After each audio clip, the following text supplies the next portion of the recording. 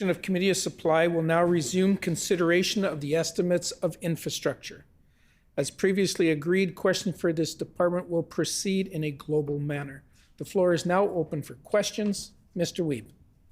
Well, thank you very much, Mr. Chair, and I do intend to give the minister the first word here today because we had ended off on a question, and so I'm sure he has the answer there for that.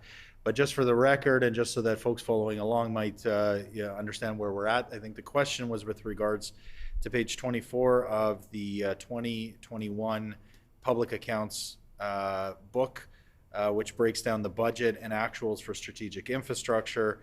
And I had asked the minister to provide a detailed list of budgeted projects, amounts spent, and deferred projects for the past fiscal year.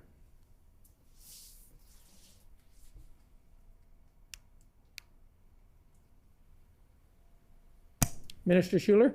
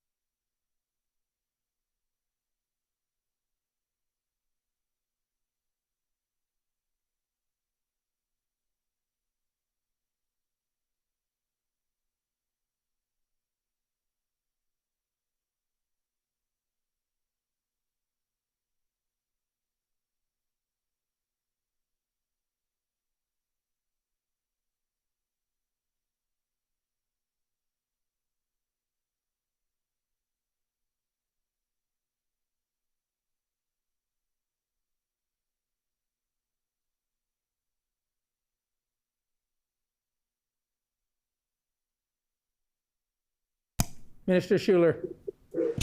Thank you very much. And I thought we had left off somewhere else. So I'm prepared to ask to address the question that was asked.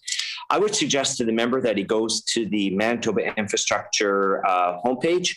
It's an interactive page. Top of the, middle of the page, we have what is called an interactive map of all the projects, and you can go and have a look at them. They are all there. They are what we are proposing, and you can have a good look at it. It really explains a lot of what we're doing. In fact, it is the second one underneath the COVID link, and I happen to have it here in front of me. Yeah, thank you very much. It's called Manitoba Infrastructure Project Map. You open it up, and this map is a general guide and may not be relied upon in order to determine project scope for tendering. So we want to make very clear to committee that this is not a tendering site. Rather, for tender information, please consult the Manitoba Infrastructure website, and it lists it there, and MERX for detailed project information. So again, it's not a tendering site. It does, however, give really good information on what we are planning, and you have to just accept the terms, and you can get into the map. And I happen to be in there right now. I'd suggest the member for Concordia avails himself of it. It is a good way to see which projects we are going to or plan on embarking on. Again, I would point out to committee, like any other season, we are weather dependent. We do live at the bottom of what used to be Lake Agassiz, and we have amazing ground in which to grow crops. However, sometimes that can be very troubling when you try to do construction projects. The gumbo gets wet like today, and then the equipment struggles with getting into the project, and that can slow things down. If we find that a project is bogged down too much, we can always pull another project forward. And so the member doesn't have to go through the map and count them all. There's an average of 800 contracts per year, and you can see them all on the interactive map. Mr. Wiebe. So, I mean, we're in estimates here, I'll remind the minister. So we're not looking for a general guide. We're not looking for an average. What we're looking for is specifically to compare the budget versus the actuals. And what we're noting here is that on page 24 of the minister's document, it shows roads, highways, bridges, and flood protection was underspent by $128 million. That health, education, and housing was underspent by $209 million. That overall, from the pot that the government, and this includes the COVID spending, the overall strategic infrastructure was underspent by $525 million. So I'm not looking for a general guide from a website. I'm asking the minister to pick up his book, go to the document, maybe ask his officials who are sitting, right beside him, and ask for some detail, because I think that's what the people of Manitoba are asking for. And I appreciate that the minister is already talking about Manitoba gumbo as some kind of excuse for not spending money and already trying to set that up. But I think the good folks in the Department of Infrastructure know exactly the kind of soil that we have in Manitoba, understand how to budget and deliver on projects, yet they have a minister who's in charge who continuously underspends. And so I'm asking about these specific numbers that the minister can reference. And maybe he didn't do his homework, so he needs a bit of time now to catch up. I'll give him that time if he can just ask his officials and get the answers for the people of Manitoba.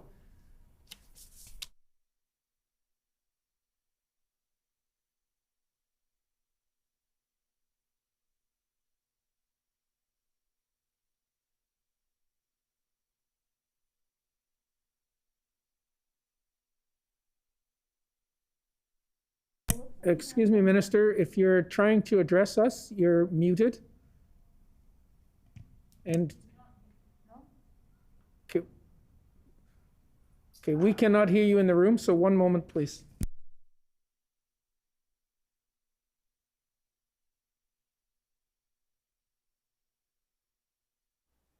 Can you hear me now? There we go. Thank you very much, Minister. So, Minister Schuler, go ahead. Thank you very much. And I think the member is talking about last year, and then he's talking about this year. So the amount of money that was lapsed in real terms out of Manitoba infrastructure was $15 million. 10 was through the water division, 5 million was through Northern Airports. We also expired monies that were supposed to be expended on Lake Manitoba, Lake St. Martin Outlet Channel. That money did not get expended because the federal government has not given us approval yet to proceed with that project. So that money is on hold. We also had monies that we didn't expend, and those get carried over into the next year's budget. We also have monies that are part of Manitoba Restart. Those monies were not expended, and they get carried over into the next year. Unlike under the NDP government, when money was expired, it was gone. And I would point out to the member opposite that in 2005, 2006, for instance, they had a measly budget of $94,918,000 in their capital budget, and they underspent by $5.6 million, and that money was lapsed. That is just on a basically a $95 million budget. 2006, 2007. They had a budget of $116 million, a fraction of what we're spending right now, and they lapsed again, almost $7 million. So what our government has decided to do is that any monies we don't expend in one year, we get to carry that over to the other year. I would like to point out to the member that if he's asking for the actual what we think a project would cost in this budgetary year, and that's where I directed him to that map. We do not produce that. One of the reasons why we don't give what we think a project may cost is then we go out to tender and surprise. We usually get in and around that number, and we want competitive bidding. One of the reasons why we had a surplus last year in last year's budget is a lot of the tenders came in underpriced. It was very competitive. We were very pleased about that. And then that money gets moved into this year's budget, which he will recognize is probably something that should have been done under the 17 years when he when he sat as a senior member of the NDP government, he never seemed to get it done. So it's something that we are doing as a government. We are moving it into the next year. And yes, weather conditions have a lot to do whether or not projects get completed or not. Mr. Wiebe. Okay, so I'm happy that the minister is catching up now with the line of question. So yes, I'm talking about the public accounts for the year 2021. So the fiscal year 2021. And what I'm talking about is exactly what he's referencing now, and saying that, yeah, we underspent, and don't worry, we're going to spend it at some point. But that amount has gotten out of control. It's now $525 million, $500 million that they left on the table in that year. They said, don't worry, we're going to spend this money. Look at us. We're going to address some of these infrastructure deficits that we've let build up over the last 5 years. And don't worry, we're going to spend it. $500 million was left on the table. And now the minister's coming to us with a budget of $1.2 billion, and is saying, don't worry, we're going to spend that this year. So if the minister wants to clarify, if he wants to give the committee the information, that would be helpful. What is the list? Provide the list of budgeted projects for this year and the actuals that have been spent to date. He says the construction season is at an end, and so there's a couple of projects that I'm sure are still to be completed, but the money's been spent. He should be able to tell us the actuals. Get the committee up to speed then, and let us know how you've spent that $1.2 billion. Is it all gone?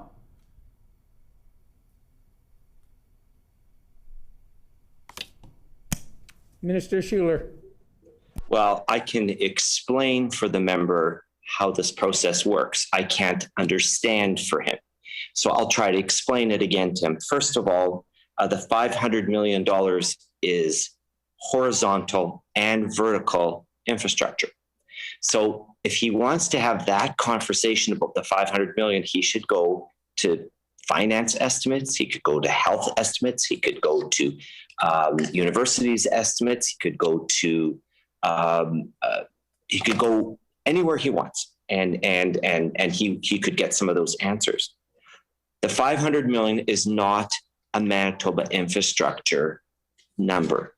It is a cumulative number, and I would suggest that of that number, there is a certain amount that was not spent by Manitoba infrastructure, and I already explained to the member where those under expenditures came. On our water infrastructure side, we underspent by 10 million. Northern airports, we underspent by 5 million. We also did not get the Manitoba Restart money all spent in 1 year. We had over 3 years to get that money moving. We also underspent in our capital, which gets transferred over. I explained that we also had savings, and I think that's a good thing for Manitobans. I don't know why he thinks that's a negative thing, but that is not the $500 million.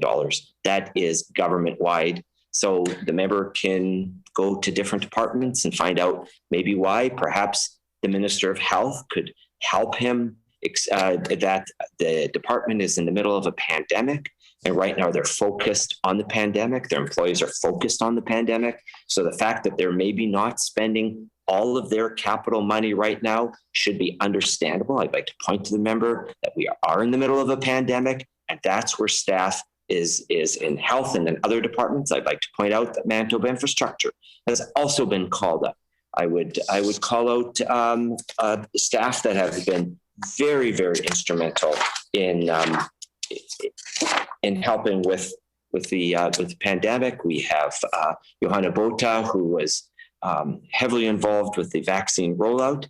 And there is only so much an individual can do. We had Johanna Bota was operations lead for the vaccine task force. The director of Northern Airports, Jeremy Angus, an outstanding civil servant in the province of Manitoba. He was taken and asked to help on the pandemic. Brian Imhoff, director of special operations, he was also asked to help out on the on the COVID rollout. They were instrumental in helping with the vaccination rollout. I would also point out that our motor carrier enforcement officers have been assigned to other duties. Manitoba Infrastructure has done its part for standing up for Manitobans, trying to keep them safe. So the fact that there were some departments that may have underspent, I think, is reasonable. Certainly in the Department of Health, who has been carrying the brunt of the work. They have been doing amazing work. And I see the minister sitting there. I know she will absolutely.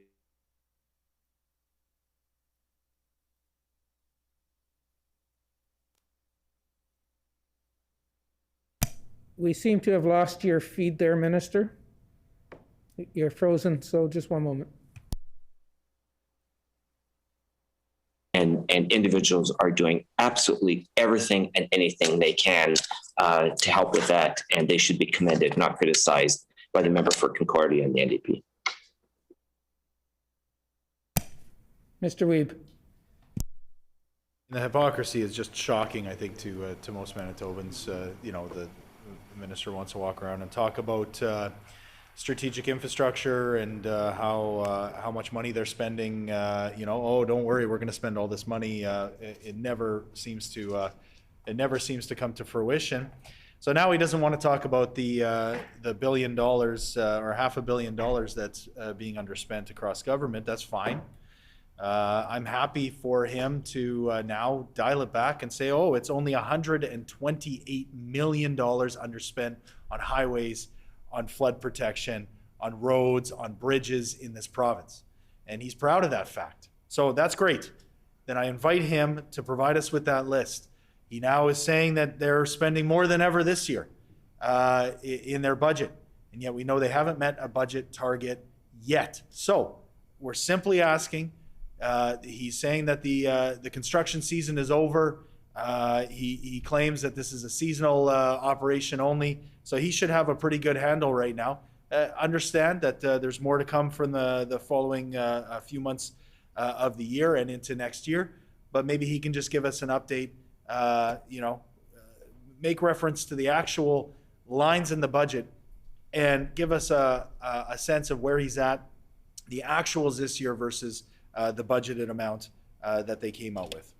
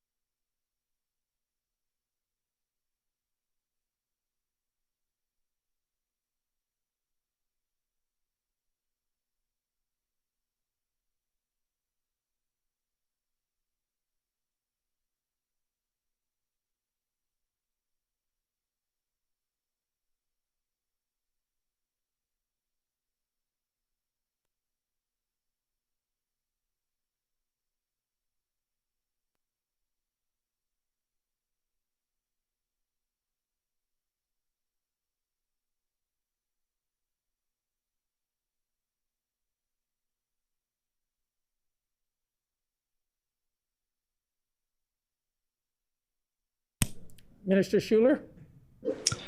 Okay, so I'll walk the member through the budget. Out of $2.2 billion, Manitoba Infrastructure was responsible for $658 million. Off of that $658 million, $84 million was expired because of Lake Manitoba Outlet. I would suggest that the member for Concordia and the NDP maybe should get on board and help us with that process instead of always throwing stones at it. So $84 million we can't spend simply because we don't have the approvals on it. I would then point out that $23 million was because of delays, and the rest of that $23 million will be rolled into this year's budget. We also had savings of $38 million. So those are $38 million that expire, and we do not use savings to keep spending with. That is a savings to the taxpayer. We expired $5 million, and that was on the airport side of it. And I don't know if the member has any other further questions that accounts for what took place. But again, Manitoba Infrastructure is running its budget very tight, considering that we have a budget of $658 million. And I just want to read for the committee, when the member was in charge, 2005, 2006, the budget was $94 million. 2006, 2007, $116 million. 2007, 2008, $239 million. I point out to the member, we are sitting at $658 million, and we're doing an amazing job in ensuring that the money is well spent. We're getting good value for our money. We know that there are cost pressures on a lot of things. Steel is absolutely going through the roof, and we know that that's going to impact a lot of our projects. If the member wants to avail himself of this new thing Al Gore invented called Google, he can go and he can Google and see where steel prices are going. So we're not too sure we will see that kind of savings again this year. But in real terms, we have expired $15 million, 10 on the water side, 5 on airport runways. And I don't think savings should be viewed as something that was expired.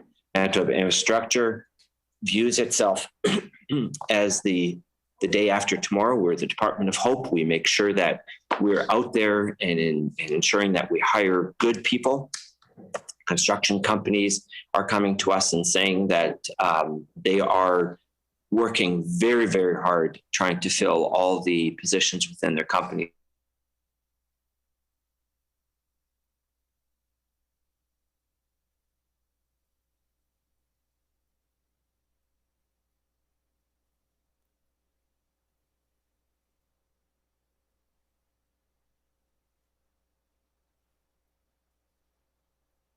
Stuff accomplished, and at the end, we get something from that money, and we will have very good infrastructure. Again, I point out to committee the more than $600 million that we have in our budget this year is epic in proportion compared to the $94 million when the member for Concordia was in charge and didn't view this as a necessary place to be spending money. And I would point out to committee, we've had to spend over $100 million in Highway Number 1. It was in such poor condition. And the same thing with Highway 75 going to the US. We're spending, I believe it is more than $50 million in Highway 75 just to get it up to a RTAC or national standard. And that's because the NDP and the member for Concordia and the leader of the opposition saw it fit to underspend at $94 million on a highways budget. Yes, we find this very exciting. Do we spend all of our money? Nope. What we don't expend, we're allowed to carry over into the next year, something that was never done when the member from Concordia was in charge. He and the leader of the opposition, they didn't think it was important. We do. We're building Manitoba. We're building our highways, our roads, and our bridges, making them safe for Manitobans, making them safe for commerce, something the NDP neglected for 17 years. Mr. Wiebe. Well, I can appreciate the minister's living in the past, and he's referencing 2005. I think I was sitting in a university class and working at Penner Foods to to pay for my tuition at that point. So, I think he's living in the past, and he's one step. Well, I'm being generous here. One step behind. We asked this on Wednesday. We asked about 2020, 2021 numbers, which is now what he's trying to answer. Although he still hasn't given me the specifics, the detailed list that we asked for of those projects he just referenced that were deferred or canceled or not undertaken. But he's giving me the numbers. He's caught up. He's reading out of the book. If he was here in the room, I could have handed it to him. We could have sped things up, but we know why the minister's not here in the room. So, it's frustrating, but I'll leave him to do that, and I'll leave him to catch up to this year, where he's now saying, well, we're spending, $1.2 billion, and look at us, we're so great, except that we're actually not spending that amount of money. And if he wants to prove me wrong, this is his opportunity. This is your chance. This is the minister's chance, Mr. Chair. But I have a lot of questions, so I'm going to move on. He had mentioned the motor carrier enforcement officers, so I wanted to dig into that. The vacancy rate right now for those motor carrier enforcement officers has nearly doubled from 9.3 in December 2018. It was up to 23.3% in 2019. Can the minister provide us with an update of what the current vacancy rate is?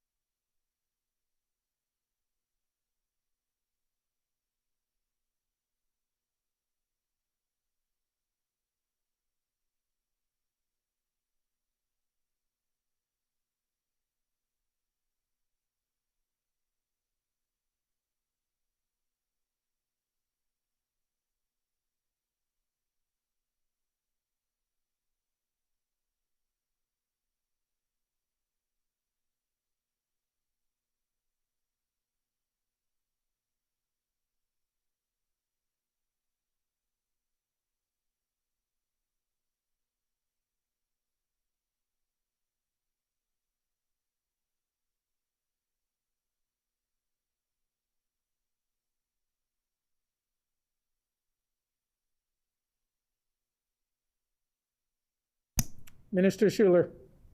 Well, I'd like to thank the member for the question. We're back to where we were the other day.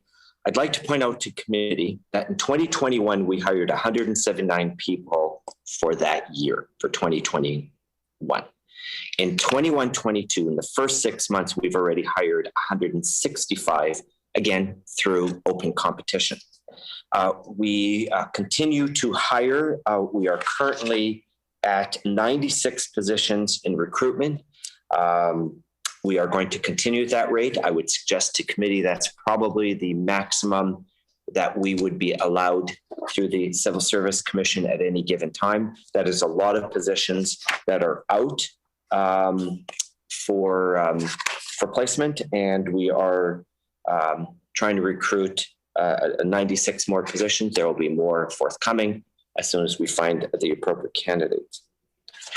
I would point out to committee that with COVID-19, we've been struggling with a lot of individuals look at the situation and figure it's a really good time for them to retire.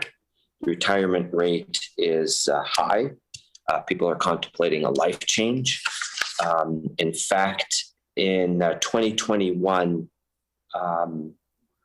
36.6% of the people who left the department did so in retirement, and that number keeps going up. We also have individuals looking at other departments for advancement. We know that there were a lot of recruitment efforts because of the pandemic. within government, individuals moved into other departments. And unfortunately, we did have some individuals who passed away. So we are actively recruiting. We understand that, for instance, when it comes to motor carrier division, it is a tougher place to recruit simply because it's got so much hands-on training. And at some points in time, we were completely locked down. Those individuals could not get their training. Plus, the individuals who were doing the job were called on for double duty, not just at Manitoba Infrastructure, but were also called upon. For instance, at one point in time, we were at our borders having stations where individuals were, it was recommended that they would quarantine as they were traveling, and what the processes were. At times, our officers are called on to do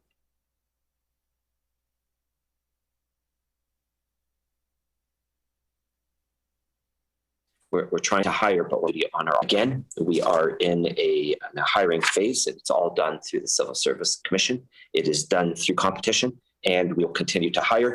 The member seems to be very intrigued on this. He seems to spend an awful lot of time. I would suggest he can find these positions at manitobajobs.ca, and perhaps he's looking for a change in his career. Maybe the member for Concordia could go there and he can find himself a good job, because we are always looking for all kinds of people, and we might actually even have a position for someone of his talents.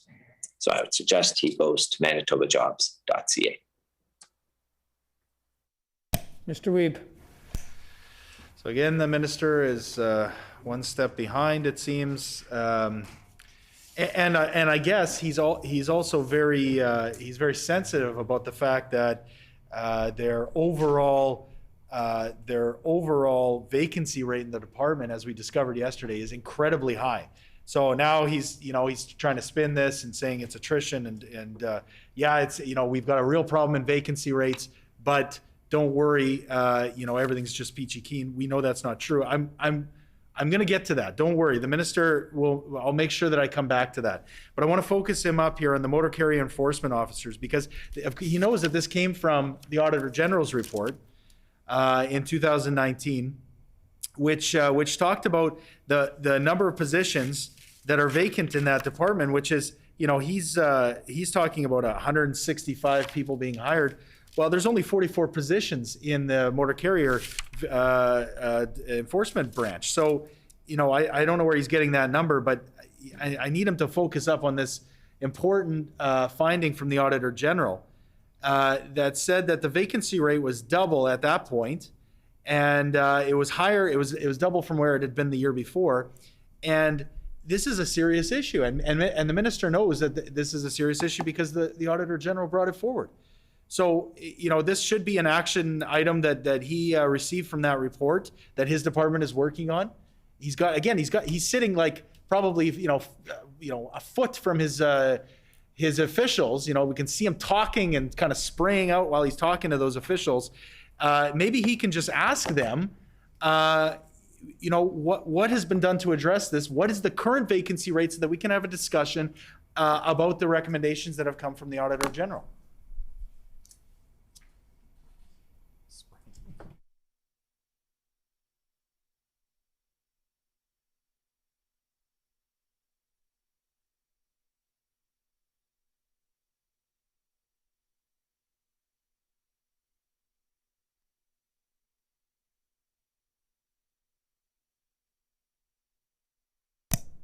Minister Schuler. Okay.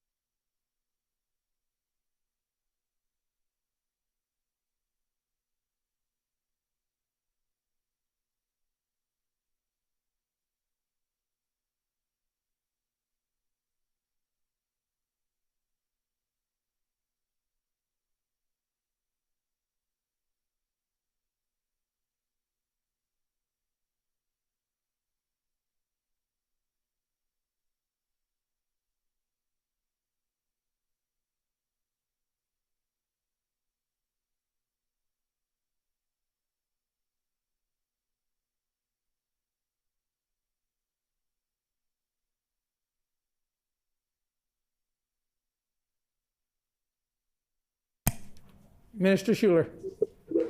Thank you for that. And I do want to point out to committee before we get into the other questions that this morning we announced changes to the safety rating and monitoring through motor carriers. This is something that was called for by the MTA. The government has developed a new standard for assigning safety ratings to companies operating commercial vehicles in the province. And our government is committed to road safety, ensuring that Manitoba's commercial truck operators are rewarded for safe operations. After reviewing the current Provincial Safety Fitness Certificate, or SFC program, our government has decided to update and modernize the assigning safety rating system to better reflect recommendations from the industry and to better serve motor carriers. The MTA has advocated for modernizing the assessment of safety ratings, and they are pleased to see improvements being made on this item. In fact, Terry Shaw, who most of us know, he's the executive director of the Manitoba Trucking Association.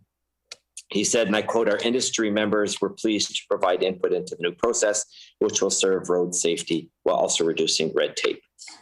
We applaud to these changes and we look forward to ongoing communication regarding opportunities for road safety enhancement. Mr. Chairman, our government requires carriers to operate their vehicles in a safe manner and to comply with applicable highway safety laws and regulations that pertain to highway carriers in accordance with the National Safety Code.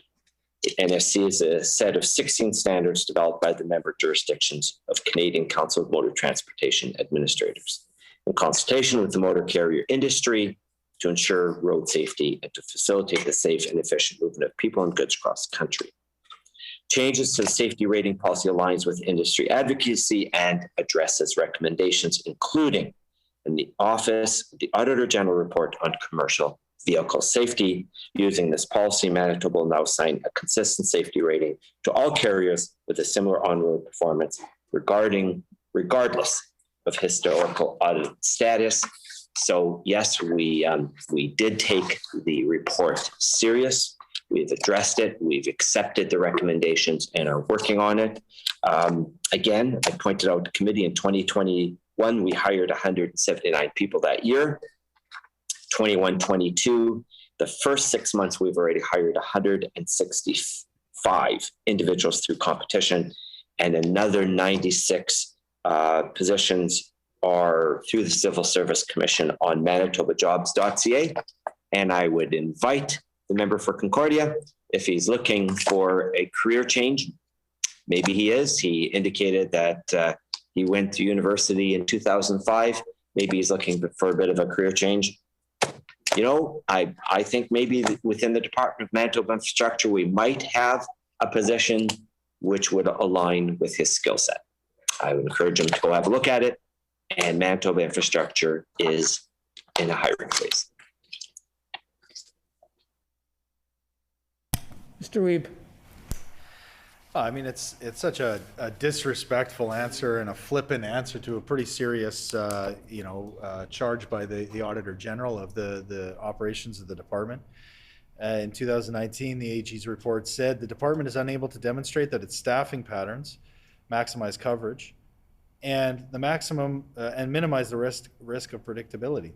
For example, we found that almost 50% of commercial truck traffic occurs when major weigh stations are closed and that both weigh stations and mobile patrol hours are overly predictable. The minister knows this, and he knows that a big part of the issue that's been identified, not just throughout his whole department, which he continues to reference, and I encourage him to do that. I know that the MGU has been pretty vocal about the deficiencies that are showing themselves across his department when it comes to safety on our highways and the lack of people that are employed there. That's fine. He can continue to do that. But what I'm just simply asking is the current vacancy rate. His officials have to have this because it was the Auditor General's recommendation. They've got this at their fingertips. Give us the current vacancy rate. In 2019, the vacancy rate was 23.3%. And so, there's no way for the department to address these serious allegations from the Auditor General and the findings from the Auditor General's report. There's no way to address that when you're sitting at a quarter of your staff being positions not being filled. So if the minister wants to have a conversation about the work that they're doing, it's going to start and end with him giving me that number so that we can at least be on the same page. Maybe they filled those vacant positions. Let the committee know that. That's all we're asking right now.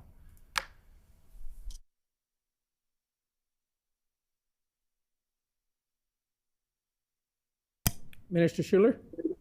Thank you very much. And I would like to point out to the member for Concordia that the auditor's report audited the years of 2014, 2015, 2016, 17, and 18.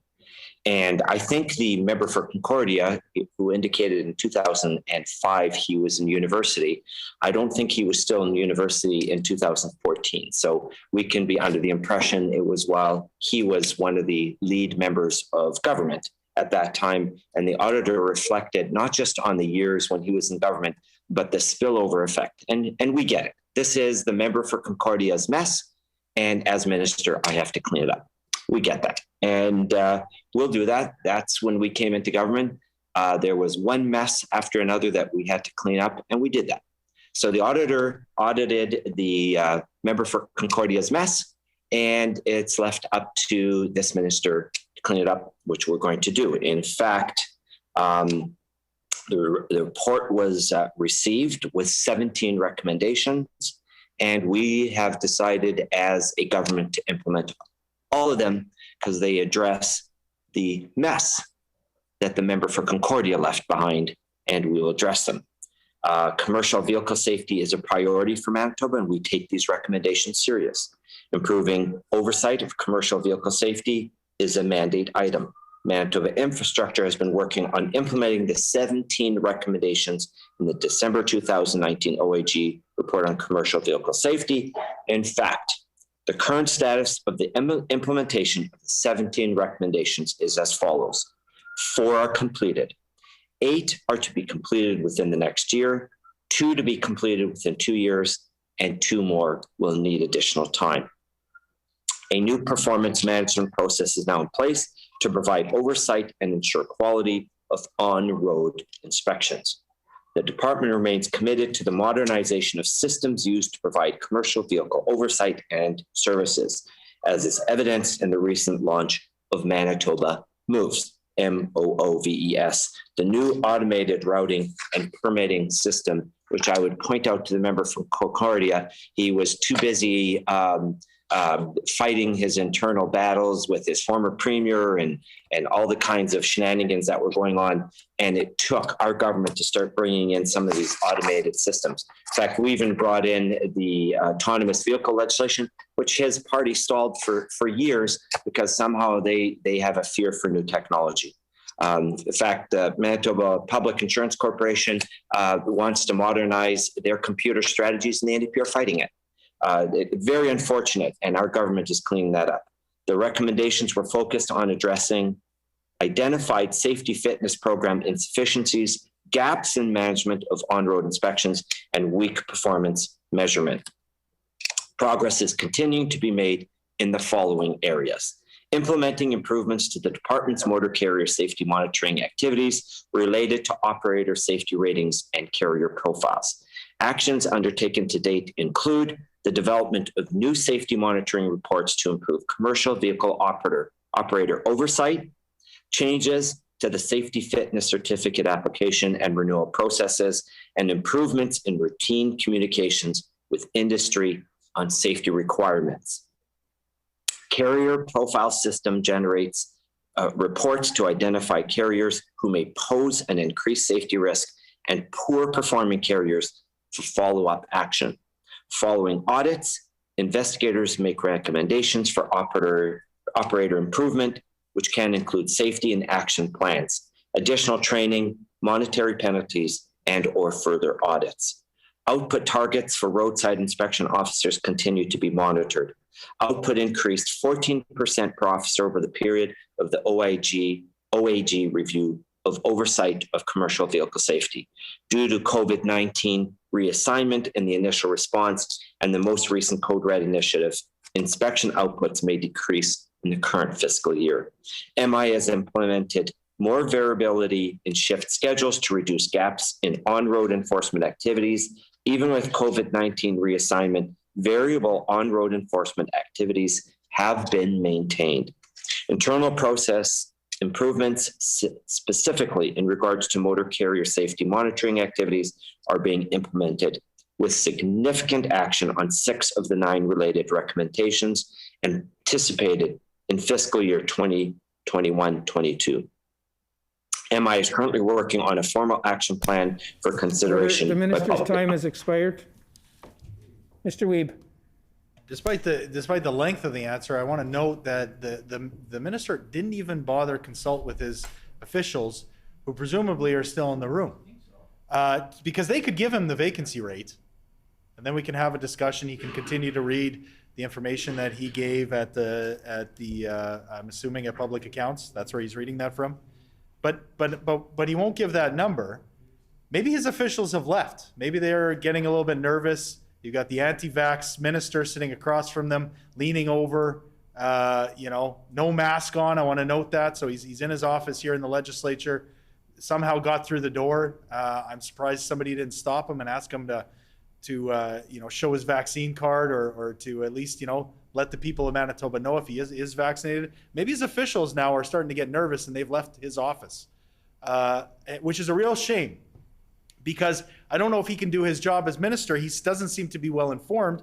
And I do have some serious questions and some actual facts and numbers that I'd like him to put on the record. He has refused to do that so far. With regards to departmental transformation, again, the minister talked and said, well, there's this massive vacancy across our department, and some of that is because of that departmental transformation. So in July, the minister announced that the consolidation of the infrastructure regions from 5 down to 3, that's the Capital Region, Western Region, Northern Region, and there was offices in Steinbach, Brandon, and Dauphin. There's also, I believe, offices remaining in Portage and Thompson. So what we want to know, though, are there other infrastructure offices that have been closed in this consolidation? And would that then explain some of this incredibly high vacancy rate that he's experiencing throughout his department? Minister Schuler.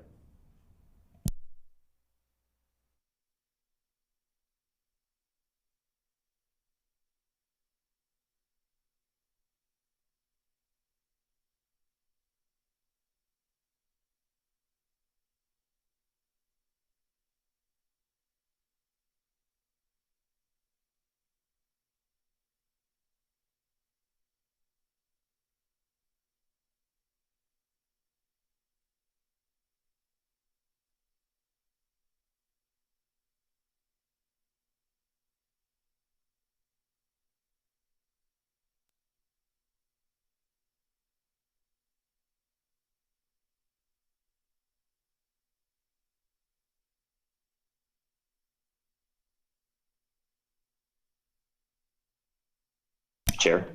Oh, sorry, Minister Schuler, go ahead. Thank you. We have a new chair. Look at that. You never can get far from MIA, Mr. Chair. So I'd like to, first of all, welcome the member for Concordia to the estimates of Manitoba infrastructure. He seems to veer off into health, and then he veers off into education, and he veers off into all other places. This is Manitoba infrastructure. I'd like to point out that we reduced 5 regions down to 3, and that no offices were closed. So I'll say it again, because he seems very distracted. He seems to be distracted because he doesn't know which committee of supply he's in. He's in Manitoba infrastructure. So no offices were closed. What we did is we just streamlined the operation. We used a lot of technology for our highway system. I would point out to him that since he left government, we've actually modernized. We've taken on a lot of substantive new technology. I know when he was one of the leaders of the NDP in office, they used to send around memos. I guess they chiseled them into stones and carried them around the building to each other. We use a lot of new technology. Today, his leader went on and criticized Manitoba Public Insurance Corporation for expending good money, but it will end up being a good product, and it will be a modern computer system, and they cost money. And I would point out to the member that we are using that modern technology. We are bringing in a legislation for autonomous vehicles, which his party stalled. He personally stalled that legislation because he just doesn't view technology as being important. We went from 5 to 3 different divisions, or regions rather, and we use a lot of technology. He and his former critic got up and criticized the fact that we were selling off all kinds of old snowplows and buying really, really substantive new snowplows. And they are bigger, they're more efficient, they're safer, they are better for our highways. And that's what the NDP does. They criticize it. So no offices were closed. And we leave them open. We just consolidated the regions to make them more efficient. I would like to point that out to the member. And I know he'll get back on his tired old treadmill, which I point out gets him absolutely nowhere. But he'll get back on his treadmill and rehash the same old slogans, but no offices were closed. Mr. Weeb. Well, the minister is again, not giving me numbers about the number of people who, the vacancy rate and the number of people that have been affected by this change. He was quite proud to say that yesterday, the vacancy rate is high because of changes like this. So, the minister is maybe mincing words here, and I want to make sure we're clear. Are there any plans to close any sub-regional offices? And as a result of this reorganization, maybe the minister can just be clear how many folks, either quit or retired or were laid off or were terminated or were relocated. Yesterday, he seemed to make the case that this was responsible for a lot of the vacancy that's happening in his department. So maybe he can just put that on the record, exactly the numbers that we're talking about with regards to this reorganization, how many folks have quit, retired, been laid off, been terminated, or have relocated.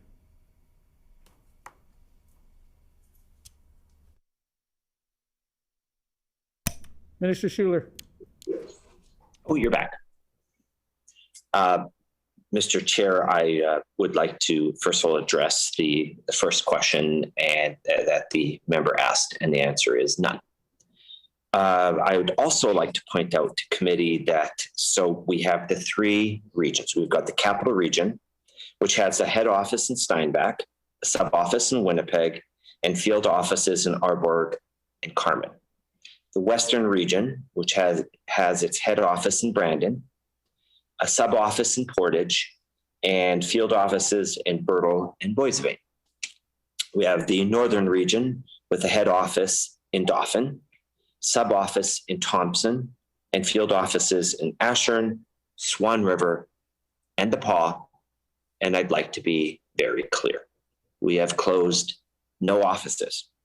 I know that's really bad for the narrative for the member for Concordia, who the grim reaper of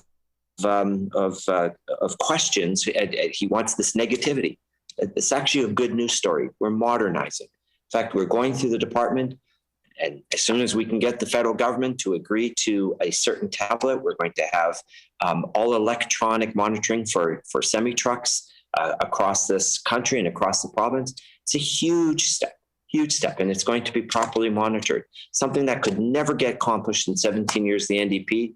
We had technology back then, I'd like to point out to the member, and we're embracing technology. We're embracing it throughout government, and we are modernizing our approaches, and that's why we also have to modernize how we do things within our department. And on June 23rd, 2021, we announced the service delivery modernization of our highway regional operations to improve safety delivery for stronger regional planning.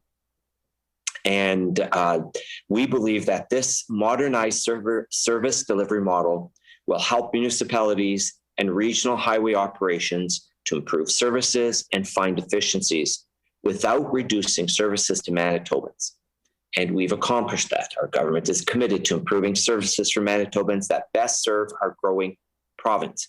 I'd like to point out to the member for Concordia This department is very aware that as we move towards what we refer to as Winnipeg 1 million, that a lot of efforts are taken on behalf of Manitoba Infrastructure. You probably have followed, or maybe the member from Concordia hasn't, that we would like to see the Perimeter Highway become a freeway status. We're removing a lot of the uncontrolled intersection entrances and exits off the Perimeter Highway. We think that's important, and slowly moving to a signalized intersection. We hope within several years that it'll only be signalized, or it will be overpass intersections on the Perimeter Highway. And we've already announced St. Mary's, which we hope will be proceeding sometime this fall. And we've announced that McGilvery will be the next overpass. So, we're doing this, whether it's highway number 1, which we identified as part of our economic corridor. So it's Highway 175 in the perimeter, the RTAC grid, which we have talked about, another priority across the province that should make no difference where you are, anywhere in the province that you can access an RTAC road. RTAC basically is a national standard road. It can bear significant weight, and it is engineered differently. And we are going to try to move all of those roads. If they're an A or an A1, they'll go to RTAC, which means that they will have no weight restrictions even in spring. We are moving this province into being a modern, dynamic province, which is what we want to see. We believe Manitobans have learned from the whole COVID issue, is that you don't always have to live in a big urban setting, that you can do your work, for instance, from your office. And I'd like to point out, I know the member, perhaps is a little bit of a Luddite. He thinks everybody should be in one committee room and smoke big cigars or whatever. Actually, there is something called working remotely. And that's using technology as an advantage. I think that's a positive thing. And that's what people are doing across this province, and I would say across the world. But in Manitoba, they're looking at other towns and villages and RMs where they can perhaps set up, and we want to provide for them an RTAC grid, so they can get onto an RTAC grid with their goods and services, that they can get onto the economic corridors. The economic corridors are identified as Highway 1, the perimeter, and 75. Those are major national and international corridors. We will be viewed The minister's time has expired. Mr. Wiebe. Well, I want to be clear with the minister that if he was working remotely, I'd actually feel a lot better about that. But it's very clear that he's sitting in his legislative office, that he's somehow gotten into this building, that he's walked through a bunch of civil servants and sat down on his chair. He's now conversing with them, we presume, although if he wants to make it clear that they're not in the room anymore, that would also maybe make me feel a little bit better. And he's putting everybody at risk because he's, his vaccination status is questionable. I sat next to him in the legislature for a few months, unfortunately, and obviously nothing on the record, but I think we all understand where his stance is on vaccinations, on mask requirements. Maybe he should make that clear for the people of Manitoba, exactly where he stands. Maybe make that clear to the interim leader of the PC party, where he stands on that. Make that clear to his cabinet colleagues, who he continues to put at risk by coming into the building every single day. So if he was at home right now, actually, I think we'd probably feel a lot better about that. But he's clearly not. Working remote doesn't mean working a few steps away in this building. Order. Just a quick reminder that a couple of things in that last statement is we cannot refer to the presence or absence of members. And also, I just ask that we kind of try to bring it back to the topic of infrastructure, please. Mr. Wiebe. I appreciate that, Mr. Chair, and I think I was following up on the comments of the minister referring to where he was working from. So I think that's clear in the comments. The minister mentioned the North Perimeter access points. Obviously, there's been a lot of pushback from residents there who are asking for the minister to sit down with them to understand exactly the impact that has been undertaken by taking out those access points. I want to note for the committee that there was no investment whatsoever in the North Perimeter in regards to these uncontrolled access points. And we've had a chance to talk to a lot of those residents, and they've told us they have some pretty good ideas about how that could be managed. They understand the importance of the perimeter highway. They live in many cases very close to it, and they understand the importance of it as a trade route and as a commuting route for so many Manitobans and so many Winnipeggers. And yet the minister hasn't sat down with them, hasn't had that conversation, hasn't had that one-on-one interaction to find out what their concerns are. And he certainly hasn't committed any new money, which is the concern. So if you're going to upgrade to freeway status, as he calls it, that presumably means that things need to be upgraded. And instead, the minister hasn't done that. This government, once again, hasn't done anything to invest in that important corridor. So maybe I'll ask the minister to comment on that. Maybe he can point to some upcoming plans. Maybe he actually will sit down with those folks and actually hear their concerns, find out each community how it's being affected and how we can accommodate them. And not just, I want to note, it's not just the residents there and the many people who live in those communities that use those access points and use the North Perimeter, but it's a lot of business. And he's hearing from them as well. I know they've been in the media. They've certainly been asking the minister for a sit down, and they're not getting it. So maybe the minister wants to talk to them right now and explain to them why he's not going to sit down and listen to their concerns and make real investments in a upgrade that is much needed.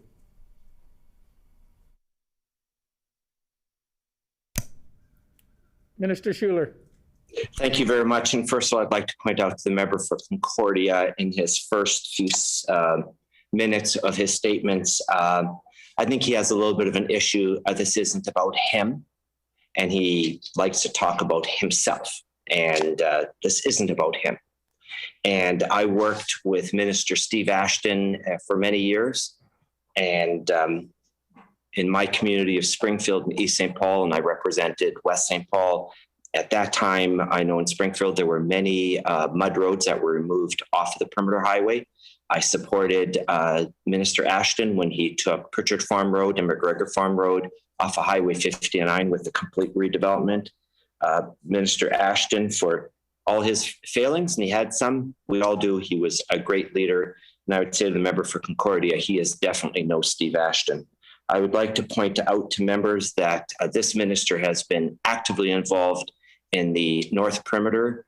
Never before in the history of the province of Manitoba have we ever consulted on a project like we have on the Perimeter Highway. Started with the South Perimeter Safety Review, South Perimeter Functional Study, then we've done the North Perimeter Safety Review. Now we're going to be commissioning the North Perimeter Functional Study. And yes, the safer we make the Perimeter Highway, the less safe uncontrolled intersections become. I've been out there, I've spoken to individuals, we've had them here in this office, we've done it through Zoom, I've done it through phone calls, I have traveled that, I've driven those intersections, I've done so for 4 years. I know all of those intersections. And I would point out to committee that the Brady Road intersection, which by the way, if the member was ever in tuned to what was going on in the government, instead of doing whatever he does, which I'm not too sure what he does, we have spent tens of millions of dollars on removing uncontrolled intersections off the Perimeter Highway. And Brady Road was one of those. We announced it, we struggled with getting property. And one morning, a young 19-year-old Ethan Boyer was caught between two semi-trucks right at that intersection. He was being extracted. And some of the first people who were on site were Manitoba infrastructure staff, and then first responders came, passed away when he was being extracted. It was a very, very quiet, very, very somber time in this office, and the emails that were coming in. We did the right thing. We have expended a lot of money. We named it the Ethan Boyer Way for a good reason, because it was Ethan Boyer who lost his life there. These are important, very serious intersections that must be removed. They are dangerous. If you go and you park on one of those access points and you look at the traffic going by, there's international traffic who are under the assumption that the Perimeter Highway is a limited access highway and have no idea that we have uncontrolled intersections. As of this fall, we hope that all median crossings will be moved off the Perimeter Highway. And that's necessary. And I understand that there's an inconvenience. And we know with Holmes Road, we've got the east and the west access. We're going to divert the traffic from the east access to the west access. That adds 37 seconds onto a drive. And we are going to make significant improvements, which will still be done this fall, but they are necessary. The Perimeter Highway on its route to becoming a freeway status highway must have all of those intersections taken off. And we understand that the last 20, I think we're slightly under 20 intersections left. We understand they're going to be difficult. We understand they're going to cost money. We understand that Manitobans want this. Manitobans want a perimeter highway. They want it safe. They want it to be limited access. And that's what this government is doing. But to state that we've never met, false. Again, member for Concordia, false. False that we're not spending money. We're spending tens of millions of dollars on this. False. And if he was actually in tune to what's going on, he would know that. False that we're not talking to people. False that we're not out there. We have staff going out there on a regular basis, almost daily basis, speaking to people and dealing with people. So, maybe the member for Concordia should inform himself first before he makes such broad sweeping statements, which he knows nothing about. I would say the Manitoba infrastructure has been way over and above any other jurisdiction in North America when it comes to the consultation and dealing with the issues and concerns of individuals who live around the perimeter highway. They have done a great job, and I'd like to thank each and every one of them for what they've done and for what they're doing for this province. Mr. Wiebe. Well, the minister wants to believe that I'm asking these questions about his vaccination status for my own personal benefit or to call attention to myself. He knows for sure that that's not the case. He knows that because, as I said, we sat in the legislature, probably, they say 6 feet, didn't feel like 6 feet sometimes, apart from one another. And the minister refused to wear a mask. The minister has refused to disclose his vaccination status. And I came to work every day. I wore my mask. I proudly posted that I had been vaccinated to show leadership in the community and to say that I believed everybody should get vaccinated as soon as possible. And the minister refused to do that. I came to work every day because I didn't think about my own personal safety, but now I certainly am thinking about the personal safety of the civil servants who have to sit in the room right now with the minister, who have to sit just feet away from the minister, who probably were told, take off your masks when you came into the office. We're told we don't have masks in this office. We don't wear masks here.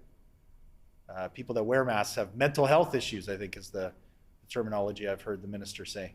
So, I invite the minister to continue to try to put this on me as if I'm trying to call attention to myself. I'm here in the room, I'm here in the building, I'm wearing my mask, and I've got my vaccination status. I'm happy to share with him. Order.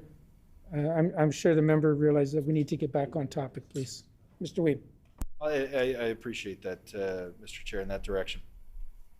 The minister talks about costs. So again, we're in estimates here. So, the budget books are in front of me.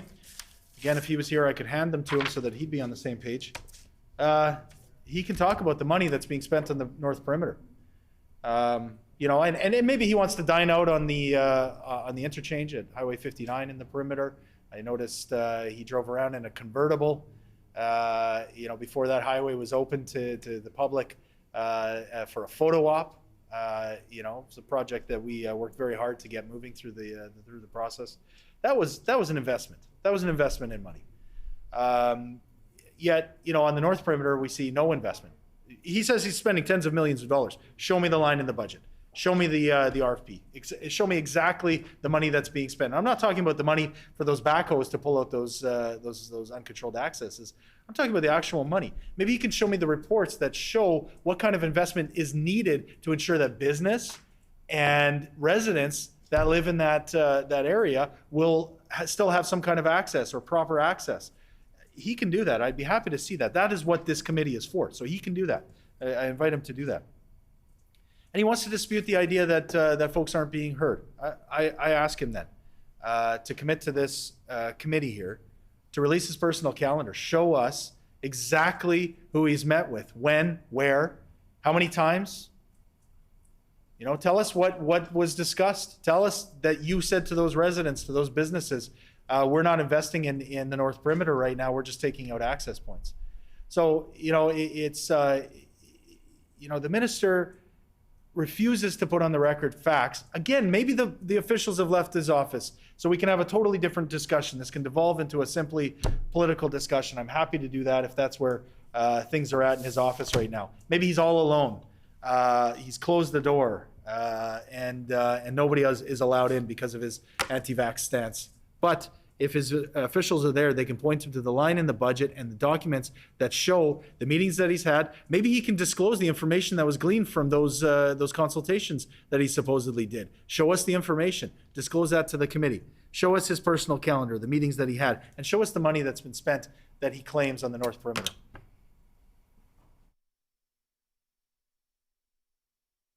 Minister Schuler. Well, the member for Concordia seems a little sensitive on the fact that he seems to be incredibly self-centered. I would like to point out to him that all work that is done on the highways goes out for tender on MERCS.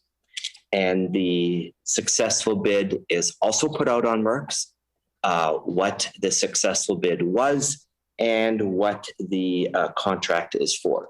So the which, okay, we'll take him at his word. He can sit at his desk and use that new technology that he didn't seem to have when he was in government, which now he can make access of. He can go in MERCS and he can find all the contracts that have been let on the North Perimeter. In fact, I would point out to him, we replaced the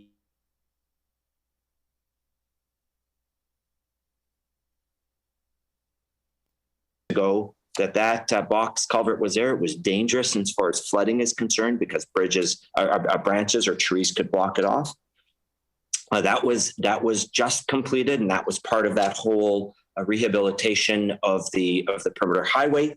We are now doing on Main Street North a substantive construction project. I know that the member for Concordia doesn't get out of his bubble because evidently he's only here in the building. He thinks this is where he should run his politics from. I believe the opposite. I try to get out as much as I can. And I actually have meetings outside of this building. I meet with people where the problems are in the street. We have a look at them. We have a discussion, unlike the member from Concordia, who just wants to sit in his office and try to pull the strings of opposition. I'd like to point out that that Main Street south of the perimeter is also being redone, and that is an agreement between a developer and the municipality and MI. There's $19 million going in there. It is very frustrating to get through that whole section right now because there is so much construction going on that perhaps that's one of the reasons why people are getting uneasy, is because there's so much change. Insofar as the intersections, the reason why we are still leaving the west intersection, uncontrolled intersection, right in, right out on Holmes, is so that we can finish all those construction projects. We hope we'll have some of that work done next year. There'll be a lot more work coming as far as those are concerned. And then those access points will all come off, and there'll be good access onto Pipeline and onto Main Street. But we needed that North Main reconstruction. We're reconfiguring the intersection. I would suggest to the member, maybe he wants to get on his bicycle. There are beautiful bike trails. I would recommend them highly. I know Manitoba Infrastructure has been very good in ensuring that we have good active transportation corridors. They are there. I'd suggest maybe he takes his family and goes on a bicycle ride. Have a look what's going on outside of his little bubble here in the legislature, in his little office here in the legislature. Go out and look at the kind of work that's being done. For him to say nothing's being done, well, no, he can't see anything because he's always stuck in his little office doing who knows what. Well, maybe you should take some of that time and go on MERCS and see what kind of contracts we've led and how much we're spending on it. He could do a little bit of research, wouldn't hurt him. Or he can go out and see the kind of work that's being done for the $630 million we're expending in this province every year, compared to the measly, or as Gord McIntosh used to refer to as pithy, $94 million that used to be expended when the member for Concordia was around. We are doing unbelievable investments and infrastructure. In fact, sometimes we're getting so many people calling us. It's because there's so much going on that they're feeling very inconvenienced. They feel that there's so much change going on, and we appreciate that. But we are spending a lot of money. $630 million is a lot of money compared to the pithy $94 million, which the member for Concordia used to expend. Yes, we are getting a lot accomplished. And if he wants to know what, he can go on Merck's and he can do a little bit of research and see exactly what the contracts are and how much they have been let for. And I'd like to point out that we did complete a 59 the perimeter, the highest traffic corridor in the province of Manitoba. It was completed, and we are very pleased with the product. We know that there are some challenges with that. We're working with residents on it, some unintended consequences. We're going to deal with those as well.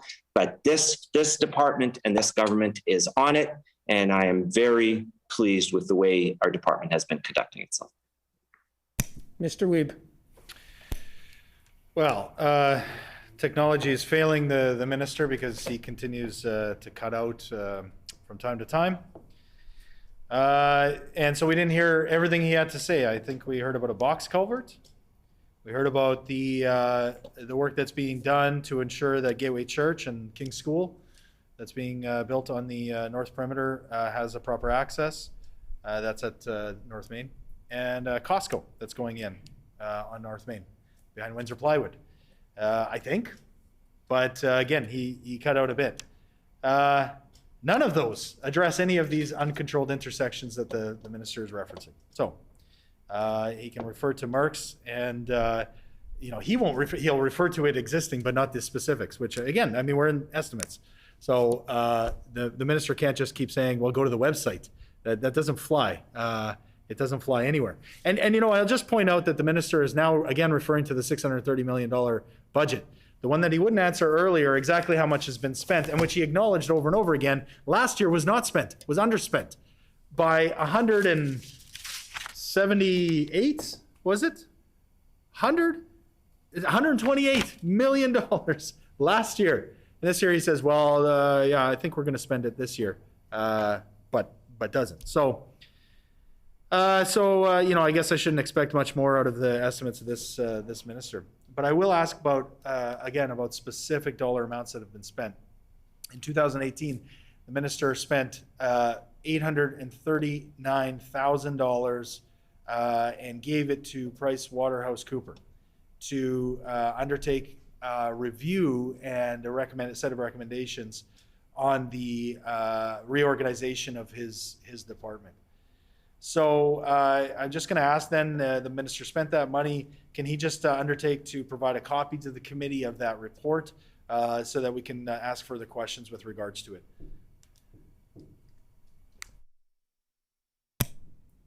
Minister Schuler. Thank you very much. So the $15 million that we didn't spend out of our budget in real terms, I'd like to point out that if the member would go to the interactive map, and maybe he has staff that could help him with that, maybe they could show him how to get into there. The member said that there were actually no projects on the North Perimeter. False. Again, like most things that come out of the member for Concordia and the NDP. So I just want to talk about a little bit. At East Junction, PTH 100 and PTH 101, located in the RM of Springfield, great improvements on Highway 1. Structure on Highway 1 at Symington Yard Overpass, located in the RM of Springfield, design work. Traffic safety improvements on Highway 1 in Headingley at Racetrack Road, located in the city of Winnipeg. Construction of a service road so we can take an unsafe intersection off of the perimeter highway. Surface rehabilitation on Highway 9, 1 kilometer north of PTH 101, 1.7 kilometers south of PTH 27, located in the arm of West St. Paul construction. Traffic safety improvements on Highway 8 at Grassmere Drain, 1 kilometer north of PTH 100, located in the arm of West St. Paul design. Structure on Highway 7 at Grassmere Drain, 5.9 kilometers north of PTH 101, located in the arm of Rosser construction. Structure on Highway 59 at Floodway, 4.5 kilometers north of PTH 101, vicinity of Birds Hill, located in the arm of Springfield construction. We are building more bridges. So to be very clear, we took out the NDP neglected box drain that was so old on North Main and took it out and put a proper bridge in. And by the way, the RM came to us and asked if they could have a proper walking bridge put in as well, which has been built. It looks fantastic. It gets the traffic away from the bridge, something that the member from Concordia never seemed to get accomplished because he was spending too much time in his office in the legislature, not going out and seeing what other things are being done. He can go on this interactive map and he can see the kinds of money that's being expended. There is a lot of money that's going in. In fact, on the south perimeter, we just announced on yesterday that there's going to be all kinds of construction happening. I think we're going to be doing asphalt work, and a lot of it's going to be done evenings and nights. So we would ask everybody, please respect the workers that are there. Lower your speed to the approved speed limits. There is so much work being done that I would spend all of the time of estimates just going through all the projects. But rather than doing that, why don't we get the member for Concordia to just go to the interactive map and do some of his own research? Like, they're given all kinds of researchers. In fact, they introduced all kinds of interns again. Get one of the interns perhaps to research for them if he doesn't know how to work these new fangled things called a tablet, and maybe he doesn't know how to get into this. Perhaps he could get one of these new dynamic young Manitobans are coming in who are way better with this technology, and they could help him get onto this. But the information is all there. He doesn't have to wait to committee and have everybody else do his work for him. You can tell he's a typical NDP former government MLA who wants everything done for him, brought to him on the silver platter. He doesn't have to work for this information. Others should do the work for him. No, go do it yourself, or you've got a research staff who can do this for you. And go in and look at it. Look at the great work that's being done by the province of Manitoba with the more than $630 million. In fact, our government committed to $500 million each year for 3 years. That's $1.5 billion in 3 years, which compared to the pithy amount, if we were to add up any 3 years here, you'd get to a fraction of that compared to what's being spent right now. But the member doesn't want to do his research. What he wants to do is come here and just throw stones and not use technology and poo-poo autonomous vehicle legislation and stall it for a long time so that we couldn't go out there and put ourselves out as a modern province. You know what? This province is going to move ahead and is going to modernize itself and is going to do the right things in spite of the member for Concordia, in spite of the leader of the opposition and the NDP. We are going to build this province into being an economic hub for the country, and we're going to do that with the investments we're doing in our infrastructure. And I couldn't be prouder of a department than what's being done at Manitoba Infrastructure. The men and women who really care about what they're doing. And I am so proud of the work that they do in this department. Okay, just before we go on to the next question, just a reminder that all questions and all answers should be directed through the chair instead of directly to the other person. So with that, I'll call on Mr. Wiebe. I mean, can you imagine having a supposed $500 million worth of projects on the table, and you can't even fill up one question with a list? The minister wants to say, well, we could be here all day. I think I'm asking for that. I'm asking for how that money's being spent on the North Perimeter. And, and he can't point to anything, unfortunately. Not a single project that impacts these access points. He could burn the whole afternoon with facts and figures if that was true. But he acknowledges himself they're not actually spending that money. As I said, PricewaterhouseCoopers was awarded a contract in 2018 with regards to the reorganization of the Department of Infrastructure. The question is did PricewaterhouseCoopers produce a final report? And if so, if the minister could table that or just indicate, maybe maybe we'll find it on the internet. That would be fine. If the minister wants to point us in the right direction, where is the final report from PricewaterhouseCoopers?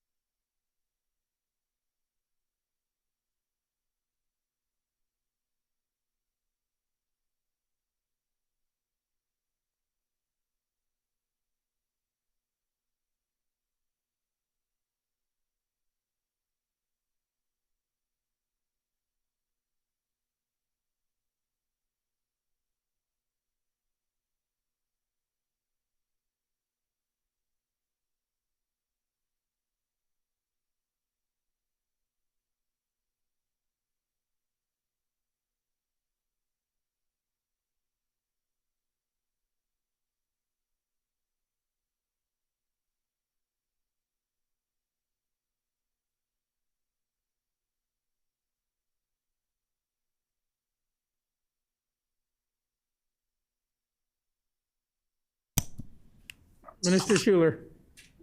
So to the question of the critic. The critic seems to indicate that Manitoba Infrastructure isn't spending any money. And then he says that people are upset because we're spending money, even though he says we're not spending money, but they're upset because we're spending money. So somewhere in there is a question. So I'd like to point out that in the Manitoba Restart, the projects are accordingly. PTH1, that's PTH 26 Gold Road, PTH1, PTH 26 Gold Road. So it's EB and WB, that's east and west. PTH1, East Junction PR205, West Junction PTH10, EB. PTH1, PR257, East Junction Oak Lake, EB. PTH23, which is PTH75 to PTH59. PTH59, US border to PR403. I'd like to point out that Highway 59 is not RTAC'd all the way down to the US border. With the restart money, that will be accomplished. We will actually have Highway 59 RTAC'd all the way down to the US border. That is huge. And at some point in time, perhaps we can even create redundancy that if Highway 75 is flooded out, like it was in 97, that then 59 could always become an alternative route to run our goods and services down to the USA. So PR 59, and I mentioned, I think PR 403 to PTH 52, PTH 23, South Junction PTH 10 to West Junction PTH 18, PTH 23, that's West Junction PTH 18 to PH 15, and PTH 23 from PTH 5 to PTH 34. We also included two other projects in the Manitoba Restart. That was PTH 1 and PTH 16 intersection improvements, and then PTH 100 St. Mary's Road interchange was included in that as well. So there is a lot of work being done. I would like to point out to the member for Concordia that the southwest of the province was terribly neglected under his 17 years of mismanagement. It was very unfortunate. Maybe he should have gotten out of his office instead of just sitting in his office all the time, and he should have driven some of those roads. We have, and I'd like to thank the Department of Manitoba Infrastructure for allowing us to use one of their trucks, simply because the roads at times were so rough that it just a standard vehicle would have taken significant amount of damage. So we used a larger vehicle to travel a lot of those roads, and we found out they were terribly needed. They were very neglected under the member for Concordia and the leader of the opposition. And we are going through, and we are probably at the max capacity of those regions insofar as construction goes, and we will keep funding that to get them up to a standard. I would like to point out that we are going to try to do strategic routes in southwestern Manitoba, as we're going to do in the entire province. Our priority is in southwestern Manitoba is to upgrade strategic routes in order to remove spring restrictions or increase allowable loading to support economic enabling. We know that we've got the Simplot plant and we've got Briquette plant. We have other organizations that have opened up there. There is a massive amount of investment, and we need to get product into those plants. So Briquette, its second largest manufacturing outside of suburbs of Paris. They're their largest pea processing plant is now in Manitoba. A lot of soups, rather than using a corn-based substitute, want to use the pea paste and put that into the soup. So there is a high demand for the product. We're really excited about that, but we also have to get the farmers the opportunity to get this product to the plant, and that includes the expansion of Simplot. And I see that the member for Portage la Prairie is on committee right now, and he's paying really close attention. He has worked very hard for that community, and there is huge investment going in to accommodate those that are going to be growing the peas and the potatoes and the kind of product that we need to run those plants. And I want to thank him for working as a colleague and for all the work he did on behalf of Manitoba to get those plants not just expanded, but a brand new plant for Port Arthur Prairie. And I can give more. Minister's time has expired. Mr. Wiebe. Oh, the minister spent less than 2 minutes of that answer giving any kind of detail about highway projects in this province. And I will note, none of those were about the access points to the North Perimeter. In 2018, Price Waterhouse Cooper was awarded a contract to undertake a departmental reorganization and was supposed to issue a final report. I'm just going to ask the minister again. Was that final report produced? If it was, could he provide a copy for the committee?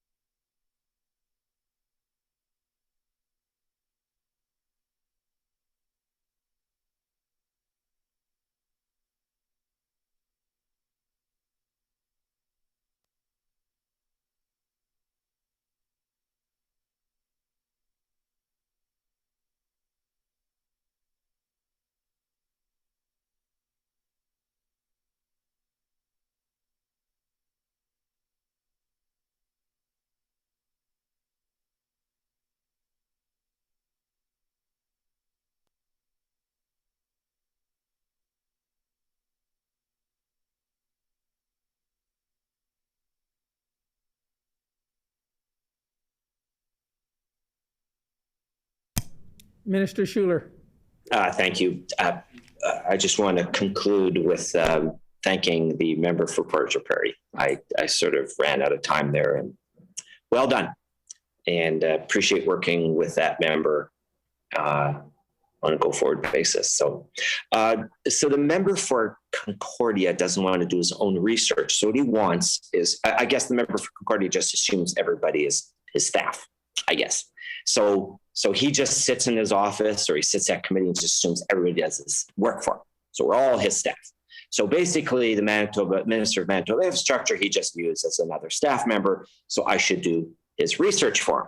So, well, if that's how he wants to use his time, I guess that's what we'll do. I'd like to point out that we put out an advisory note of temporary closures on the North Perimeter Highway exit to accommodate nighttime construction. We caution motorists to be patient. Manitoba Infrastructure reports temporary nighttime closures of the off-ramp that connects northbound Provincial Trunk Highway, PTH 101, North Perimeter Highway, at PTH 190, Centreport Canada Way, for roadway maintenance. I just want to make this very clear for the member for Concordia, who may or may not be paying attention. Maybe he's directing other staff to do other things for him, like maybe get coffee, I don't know, whatever it might be. But so this is on the North Perimeter. So when it says it's on the North Perimeter, I just want to make it very clear that he knows this is on the North Perimeter.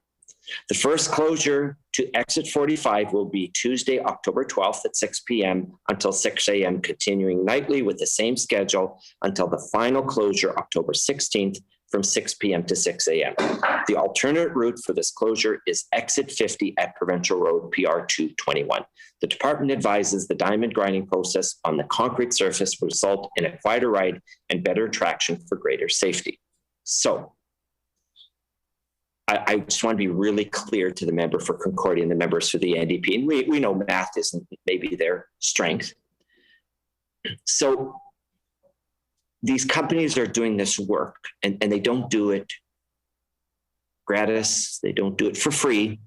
We have to pay them for this. It's a contract. So yes, we are spending money on the North Perimeter. This is all part of what we're trying to do on the North Perimeter to make it safer. I'd like to point out to them that all median closures on the North Perimeter will be removed. And I suspect at this point in time have been removed, and the curbing, weather permitting, will all be done, and that project will be done. Where we removed right-in, right-outs, they've been scoped down now so that they're fully ditched, and in spring, we suspect that grasses will fill that in. Within a year or two, you won't even notice that there was a right-in, right-out. but we are spending this money. Companies are doing the work. We will be paying them for that work. And I want to assure the member that they're not doing it free of charge. So there is a lot of work being done on the perimeter highway. Again, he'd have to get out of his little ivory tower here in the legislature, and maybe whether he uses a bicycle or uses his vehicle, he could drive around and look at these projects. They are substantial, which are taking place. So I want to just address a fake news that the member for Concordia put on the record insofar as the changes being done on South and North Main at the perimeter. Those are safety changes to accommodate individuals accessing, whether it's a construction company. There's a whole slew of businesses on that service road between Main Street and McPhillips. And the improvements are necessary. They're good. They are part of a growing community. We are very proud of West St. Paul, and they've got a great MLA, I'd like to point out, who's doing amazing work there. And that community is growing, and there is amazing services going in there. A lot of beautiful houses, a lot of beautiful families going to move in. We like to see our province grow, and it is growing. They're doing a great job of it. And those improvements are being done for all kinds of access points. And most importantly, they're being done so that the access is in a safe fashion. And we've mentioned before, safety is our government's number one priority. That's what we will continue to do. And frankly, that's what we will continue to fund. I would suggest the member for Concordia, he gets out of his little ivory tower and maybe goes out and sees how other people in the province live. And just before we go on to the next question, just a reminder, because it is committee, we do have the ability to refer to others in the committee by their proper name. So you certainly do not need to rely on the member. You certainly can say Mr. Wiebe or so on. So just that's an option. So next question is Mr. Wiebe. Well, I don't mind calling him, continuing to call the minister by his title. In 2018, PricewaterhouseCoopers was awarded a $839,400 contract to undertake departmental or reorganization. Did PricewaterhouseCoopers produce a final report?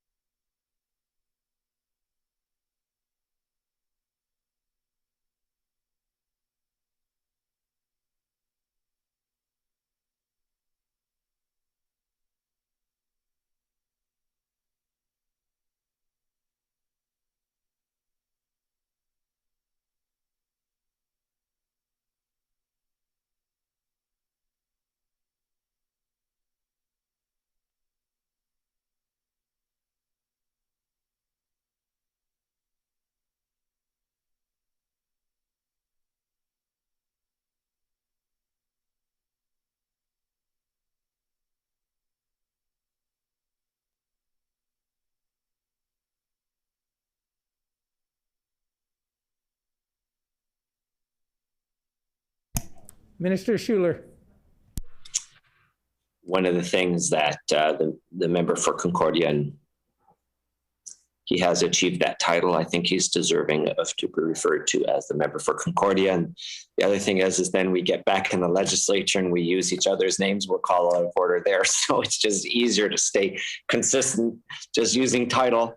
It's way easier that way. It keeps things consistent. I'd like to point out to committee that if there's one thing that Manitoba Infrastructure does a lot of, and that is commissioning reports, consultants. I would point out that when we had the structural difficulty on Lake Watapana or the Rivers Dam, we had 2 engineering firms out who were on contract who did amazing work at that site. I was out there for that entire period of time, ensuring that we had everything we needed to fortify that particular structure because we had a 1 in 1,000 year rain event. It was substantial, the kind of water that was spilling. So we do hire a lot of consultants. They use what's called proprietary methodology. We're very respectful of that. Many of the reports that might be warranted are still under review. And so we want to be respectful of the methodology of a lot of the reports because we can't release certain things because that's how a company does their reporting. I would like to point out that we did put on the record exactly how we've taken on a lot of these changes. We've went from 5 to 3 regions. A lot of the work that's being done is done electronically. The direction, a lot of communication now is done electronically. So we have closed no offices. We've just consolidated regions and just made it more efficient. And we think that we're on a good path. We're modernizing the department, bringing in a lot of technology. I would advise the member for Concordia that, exactly what's happening at Manitoba Public Insurance, where they're going to be investing substantive money into a computer system that they need. And it's not just for Canadian standards. These are becoming international standards that we have to live up to. It's even our RTACing. We're going to try to go from an A1 to an RTAC. I'm sure he knows the announcements that we've made. We think that's a better standard because it allows more people to access those without any kind of weight restrictions seasonally directed. So we appreciate the advice that we get. We can't always necessarily make it public. He would know that, having been one of the senior staffers of the government. I think if I remember correctly, he started off as a constituency assistant to the Premier Gary Doer, MLA. I think he was the constituency assistant. Then I think he moved into the building, and he became one of the senior members of the failed Salinger government. Maybe they shouldn't have relied as much on his advice that they did, but we'll let history make that decision. And again, when he was there, he knows full well that we have to be very careful that we don't divulge information that is proprietary and is against our agreements with different corporations and individuals who do amazing consultation-based work with us. So I would suggest we're modernizing, we're moving the department ahead. There's a lot of really dynamic work. Never before in the history of this province have we had this kind of funding going into our highways, roads, and bridges, in large part simply because the NDP in their 17 years mismanaged these budgets. I think it was the member for Midland used to say under the NDP, it was a 4-year program of raid, parade. They would raid for 3 years, and then it was a parade in 1 year, and then it would go back to they would raid the infrastructure budget. And we're not doing that. Spending good money. We need a modern, nimble department, and I believe we have that. Again, I'm proud of this department, not prideful, proud. The men and women who work here are just amazing and outstanding, and I'm very humbled to be Minister of Infrastructure and work with these individuals. And just before we go on to the next question, I have been directed through protocols of this committee that regardless of how we personally feel, we do need to address other individuals by their proper name, as in Mr. or Mrs. That is the protocol I've been informed of. So we'll just ask everybody to try to remember that. I know it might be a challenge, but we'll just keep an eye on and do the best we can. So, Mr. Wiebe. All right, Schuler, I got a question for you. Sorry, just joking, Mr. Chair. The question that I have, so I just want to confirm that the minister put on the record that the department is implementing the recommendations of the PricewaterhouseCoopers report. That's what he said. So the report is being implemented, elements of it, but he says that it's still being developed. Can maybe just the minister confirm that the amount of money that we have here, $839,400, was the final amount paid to PricewaterhouseCoopers, and again, just confirm that they are implementing the report, but they won't table it here for the committee. They won't tell Manitobans what's in the report, but they're already implementing parts of it.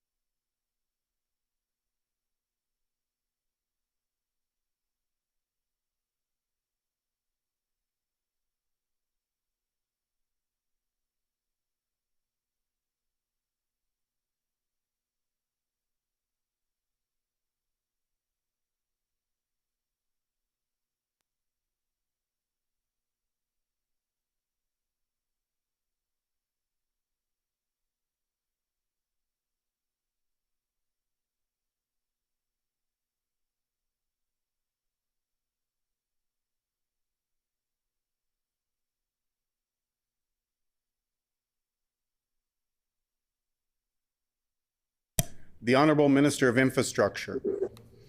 This must be a very tough committee. I think we're on our third chair. We just keep burning them out. I would just like to say to the member who asked the question, I've never known him to be particularly witty. That was funny. That was very well done. Can I just ask the chair, like, what is the title I'm supposed to use? Seriously, I have actually no idea what title, Mr. Chair, could you help? Like, how am I supposed to refer to the member? I don't know what title to use. Can I get clarity on that? Okay, Minister, I've had some clarification from the clerk here that you can call him Mr. Wiebe, and he can call you Minister Schuler.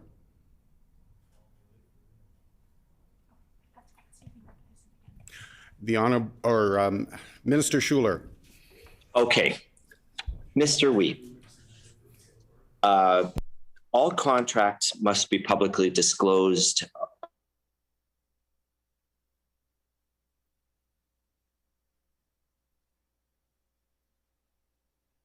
Information with report is still under review. Answer your question. It is still being reviewed, and we are on our way to modernizing Manitoba infrastructure. I think it's important that we always ensure that we test what we're doing, that it is the right thing we do, that we've got the right processes. There used to be a term, and you hear it less and less. It's called best practices. I don't know if I really always like that term, but it actually is true. You get one of these reports, and they look at other jurisdictions, and we get a best practices oversight on what other jurisdictions are doing.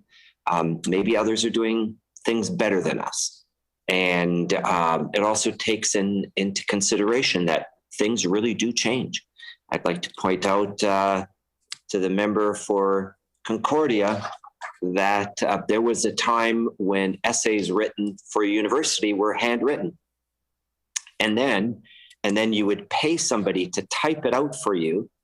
and then that was a thing. And then slowly the computers came in. So like we always have to keep moving as government. I think it's easy to get caught up and we've always done it that way and just dwell in the past. I think what we want to do is ensure that we do here that it reflects the modern nature of our society and things are changing. Like for instance, we want to go to more autonomous vehicles and we know that that Mr. Wiebe, boy, I struggle with that, eh? Whew. That Mr. Wiebe wanted to stall that legislation because he didn't really feel that autonomous legislation was important. That's why it was stalled for all those years. But what was important about that legislation is at some point in time, we will have chips in our bridges, which will indicate to a vehicle if they're over height, that they're not going to make it under the bridge, and perhaps the bridge will shut down the vehicle or slow them down that they can't get under the bridge. One of the bridges we're repairing right now, and it's the member for Portage la Prairie. He seems to have been working very hard. A lot of money seeming to go into Portage la Prairie. We have what's called the Christmas Bridge. And the Christmas Bridge is all I want for Christmas is my 2 front teeth. The bridge is missing spans. It looks like it's missing teeth. And that bridge has been struck, I think, 3 or 4 times. It just keeps getting hit. It is the lowest bridge on the Trans-Canada network in the nation. So it's going to be redone. I understand there's work starting on it already, just rerouting traffic. But again, perhaps we could have bridges that would have a microchip in them that would warn vehicles that they're too high. So the modernization has to take place. We've got to accept modernization. We have to embrace it. I know I'm not allowed to use that term. Mr. Wiebe has young children at home. And one day they'll look at him and they'll say, so did you have pencils when you grew up, Dad? They'll say those kinds of things to him and mock him for the fact that he's not up on all the latest technology. But we've got to make sure that we ensure government is always in the forefront of what's taking place. That is important for us as leaders, as legislators, to keep pushing that forward and not, it's good enough for me. We don't need to change it. We must change with what's coming at us, and that's what we're doing as a department. Mr. Gerard. Mr. Schuler, I just have a few minutes. If you can keep your answers short, then I can ask several questions. The first is, what is the timeline for completion of the Lake Winnipeg or Lake Manitoba outlet to Lake St. Martin and the Lake St. Martin then connection to Lake Winnipeg?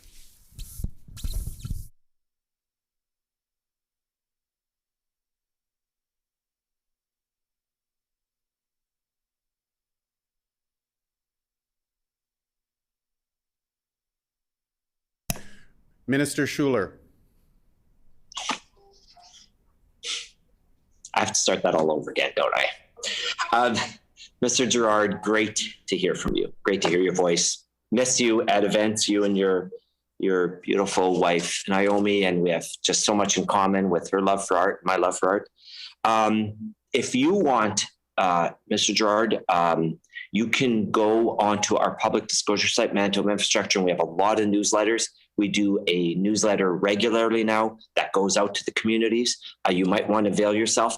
If we started the project today, it would take 4 years. I would point out to you that there was a federal... Minister Schuler, I'd just like to remind you that if you could put your answers, please, through the chair rather than directly to the member.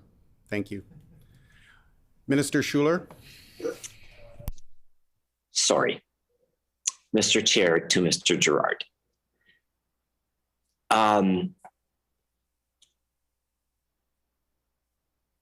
Where was I?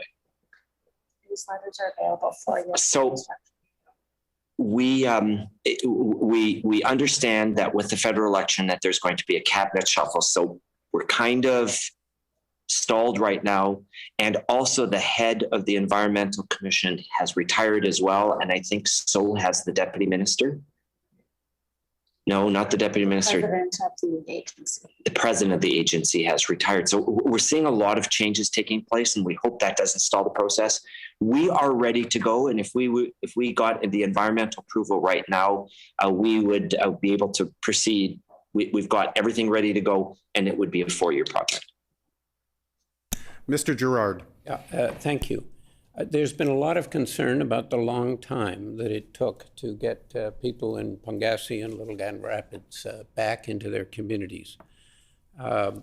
There's major questions about why it should have taken so long, but one of the critical questions is also, what is the province doing to prevent such long absences from communities, which in fact are very expensive while people are evacuated and have to spend time away from their communities? What measures are being taken to make sure that the electricity infrastructure is not damaged by fires in the future, and that communities don't have to be left in the lurch for months at a time? Minister Schuler. To you, Mr. Gerard, a lot of that is federal government. As we know, First Nations are federal government responsibility. Under the direction of most of this work was Operation Return Home was under Order, Minister Schuler. I just like to remind you once again, please direct your answers through the chair, not to the individual member. Thank you very much. Minister Schuler. To you, Mr. Gerard. So a lot of Operation Return Home took place under the previous NDP government. Perhaps Mr. Wiebe could give you a little bit more briefing why there was so much delay. Also because the reserves had to be moved because they were basically in a floodplain. So new lands were identified. It involved a lot of consultation. Then new homes had to be built. It was too long. It was uncomfortably long. And I'm sure through the chair, you were here for that whole period of time. You know how difficult that all was. Insofar as hydro lines are concerned, this was a particularly dry year, and the problem was that the fires were incredibly intense. So it wasn't just a brush fire burning through. Even if we would have had steel structures, which I think they're going to look at, you still would have had a lot of damage. The fires were very intense, and often they would burn through twice. So the first time they would burn through quickly and burn the underbrush, and they would burn through a second time and burn more of the fuel that hadn't been burnt up the first time. So it was very hard to get to those communities. And I know that Manitoba Hydro is going to probably have a really good review of that. I would suggest that when the minister responsible for Crown Corporations has his estimates, you might want to raise that with him as well. But, valid point, and thank you for raising it through the chair to you. Mr. Gerard. Yeah, thank you. I think that if one looks at a follow-up study and involves the First Nations communities of Pongassi and Little Grand Rapids, that there could be some measures taken now to prevent those sorts of problems in the future. I think that there are certainly issues with forest fires, as we had with those two communities, but I believe that we could better mitigate the damage from those fires and do a better job of preventing people having to be a long time out of their community. My next question has to do with, there was a major washout at a bridge in Nipawin. And what is the timeline for repairing that bridge and returning things back to normal? And is that what the government is planning?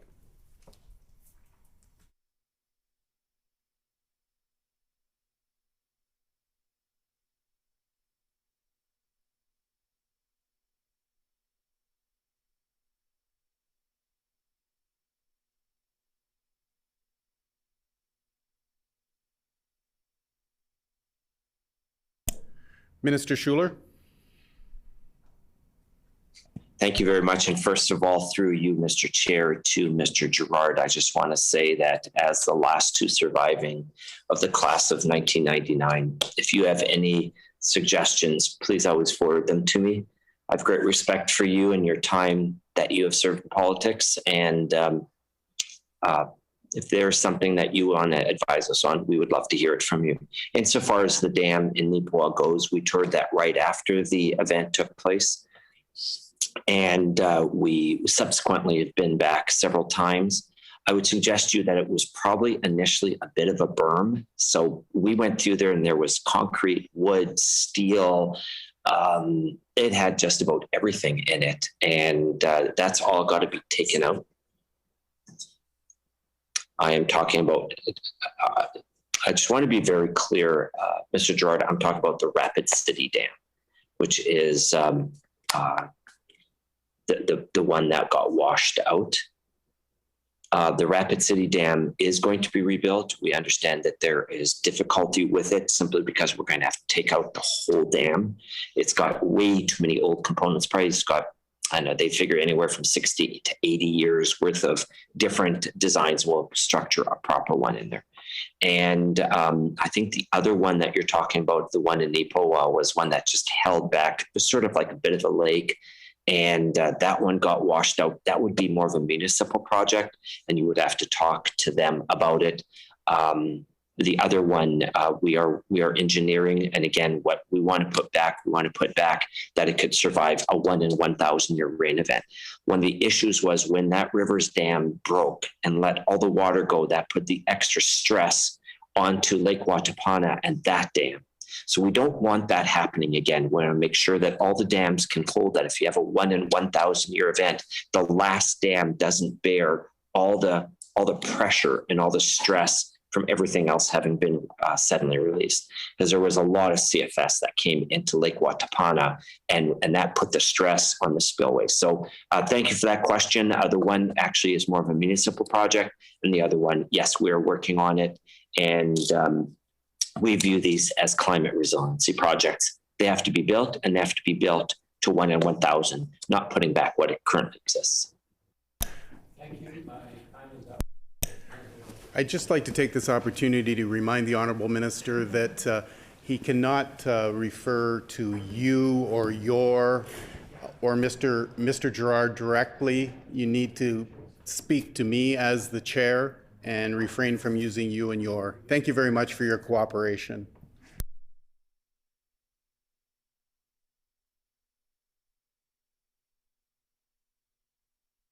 Okay, Mr. Gerard. No, I've turned it over to Mr. Bushy. Mr. Bushy. Good afternoon, Minister Schuler. Just a couple of questions before we wrap up with yourself for the afternoon. In regards to the MOU for the Northern Airport and Ferry operations that was released, well, I guess the press release came out in February of 2020. I'm just wondering what the status of that is and where that's at.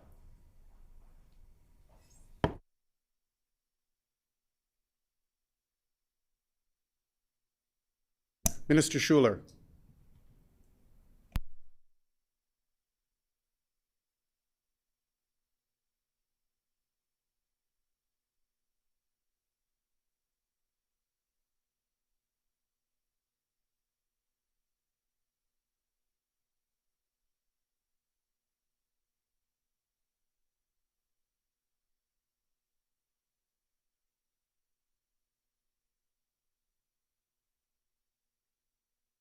Minister Schuler. First of all, Mr. Chair, I seem to be struggling with this you and your and that, and I apologize to committee. I know many of my colleagues for many years, and although we are from different political parties, I have great respect for them and great love for them. We've fought hard, we've gotten angry at each other, we've showed love to each other, we've times cried together. So I apologize to the committee if I'm breaking those rules. I will try and not use you or your. So I would like to answer Mr. Bushy's question, and I thank him for that question. When the pandemic hit the first round, AMC asked us if we could put that whole process on pause. And we did that out of respect because a lot of the communities wanted to focus more on what was going on within their focus, within their communities. That's where they wanted their focus to be, and not trying to negotiate this agreement. We have reached out to try to start the process again. We are going potentially into a new wave of the Delta variant. So we're going to be very respectful in this regards. We don't think it's time limited. We will allow all First Nations to deal with the most important issues, which would be the protection of their citizens. And we agree with that. We think that's where the focus should be. And we are prepared to pick up wherever we left off when it is convenient. We will do that. We are all in this together. It's a tough thing. None of us here, in fact, I don't think there's one legislator that's alive today who went through the last pandemic. So this is new territory, and we will be very respectful towards any of our First Nation partners in this process.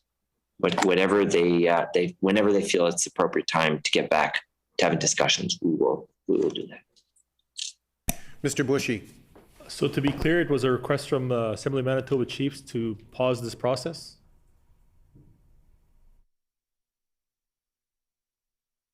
Minister Schuler.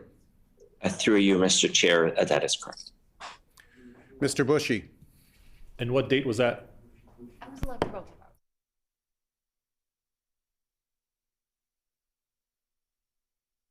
Minister Schuler.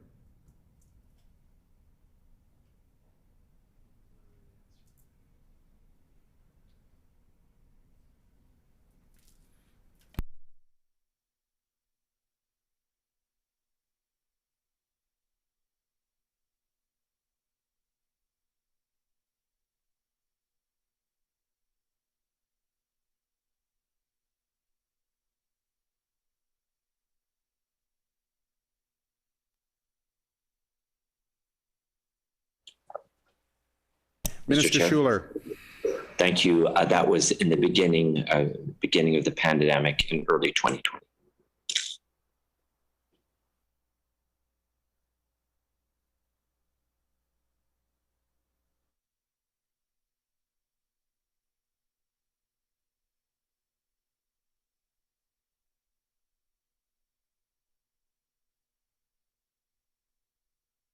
Okay, hearing no further questions, we will now proceed to consideration of the resolutions. At this point, we will allow all virtual members to unmute their mics so they can respond to the question. I will now call resolution 15.2. Resolved that there be granted to Her Majesty a sum not exceeding $6,106,000 for infrastructure capital projects for the fiscal year ending March 31st, 2022. Shall the resolution pass? Pass. The resolution is accordingly passed.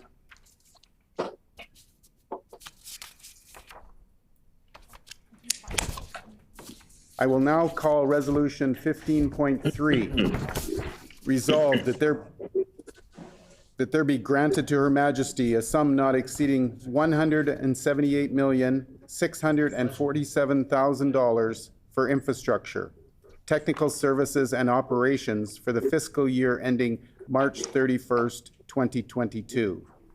Shall the resolution pass? Pass.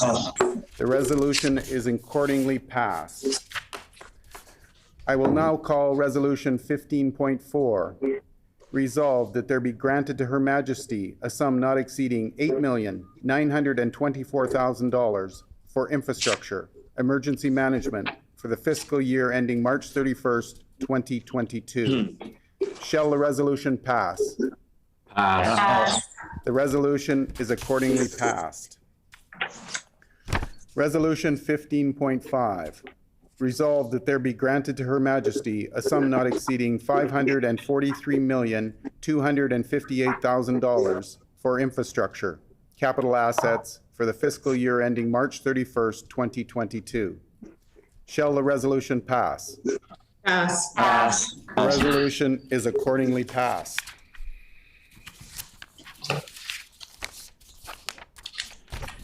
The last item to be considered for these estimates is item 15.1 brackets A, the minister's salary contained in resolution 15.1. The floor is now open for questions.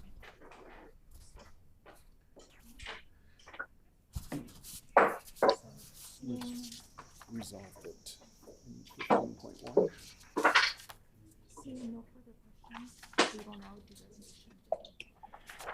Seeing no further questions, we'll now proceed with Resolution 15.1. Resolved that there be granted to Her Majesty a sum not exceeding $10,293,000 for infrastructure, corporate services for the fiscal year ending March 31st, 2022. Shall the resolution pass? Pass. The resolution is accordingly passed. This completes the estimates of the Department of Infrastructure.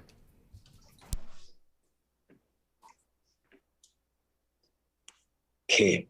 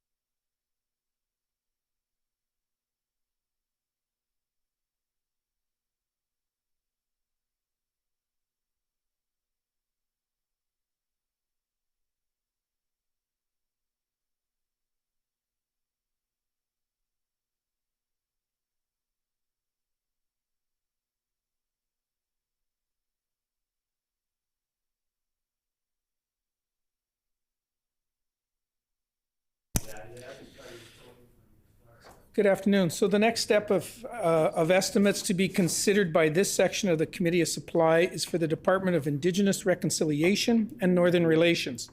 Shall we briefly recess to allow the minister and the critics the opportunity to prepare for the commencement of the next department? Agreed?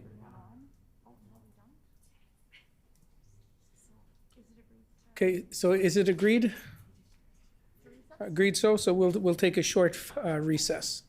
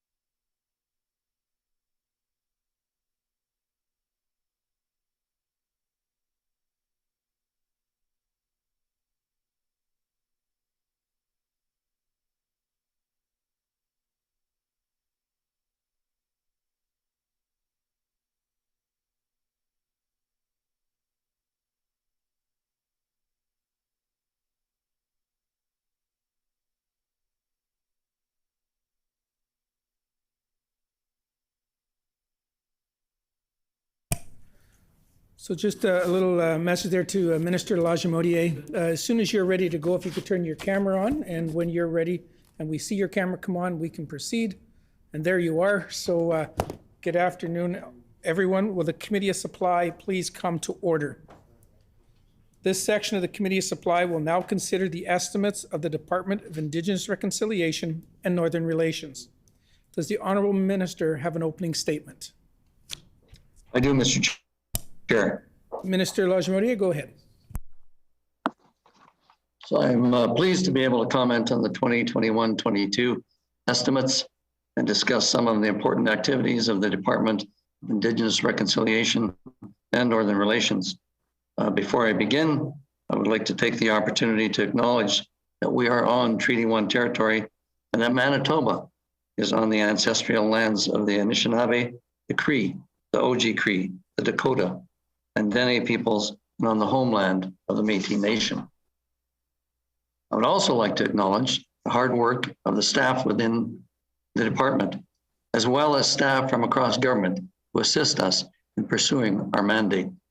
Through their efforts, we continue to carry out our important work with Indigenous and Northern peoples and communities in pursuit of a better and more prosperous Manitoba.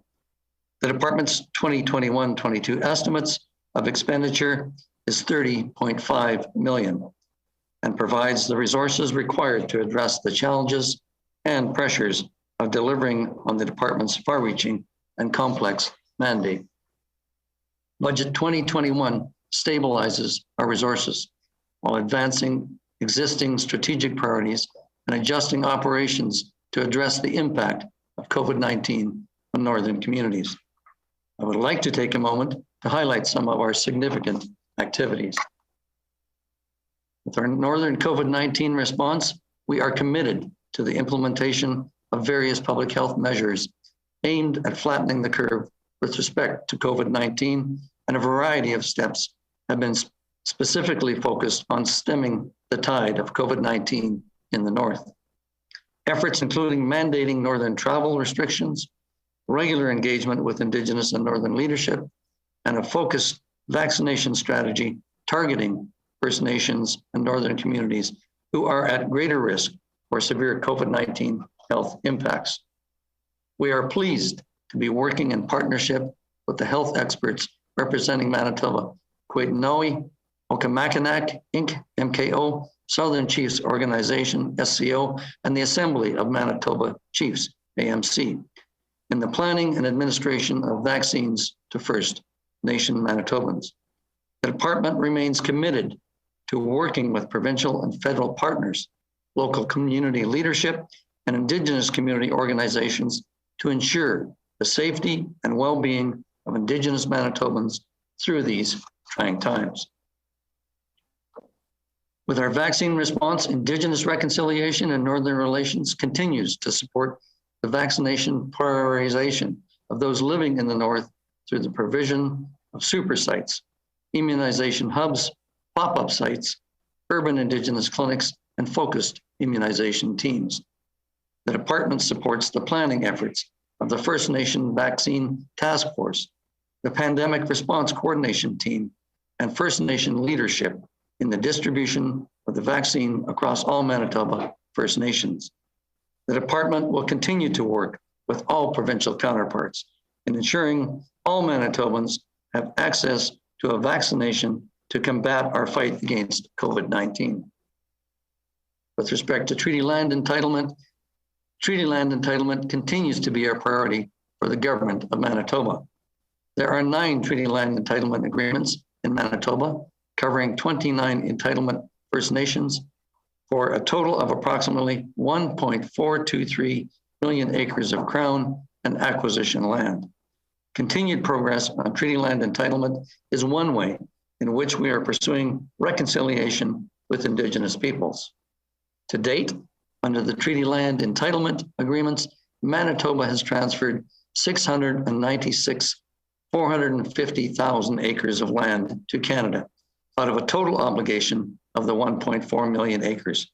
Canada has converted 677,118 acres of land to reserve. Manitoba has transferred 12,765 acres to Canada since September 2019.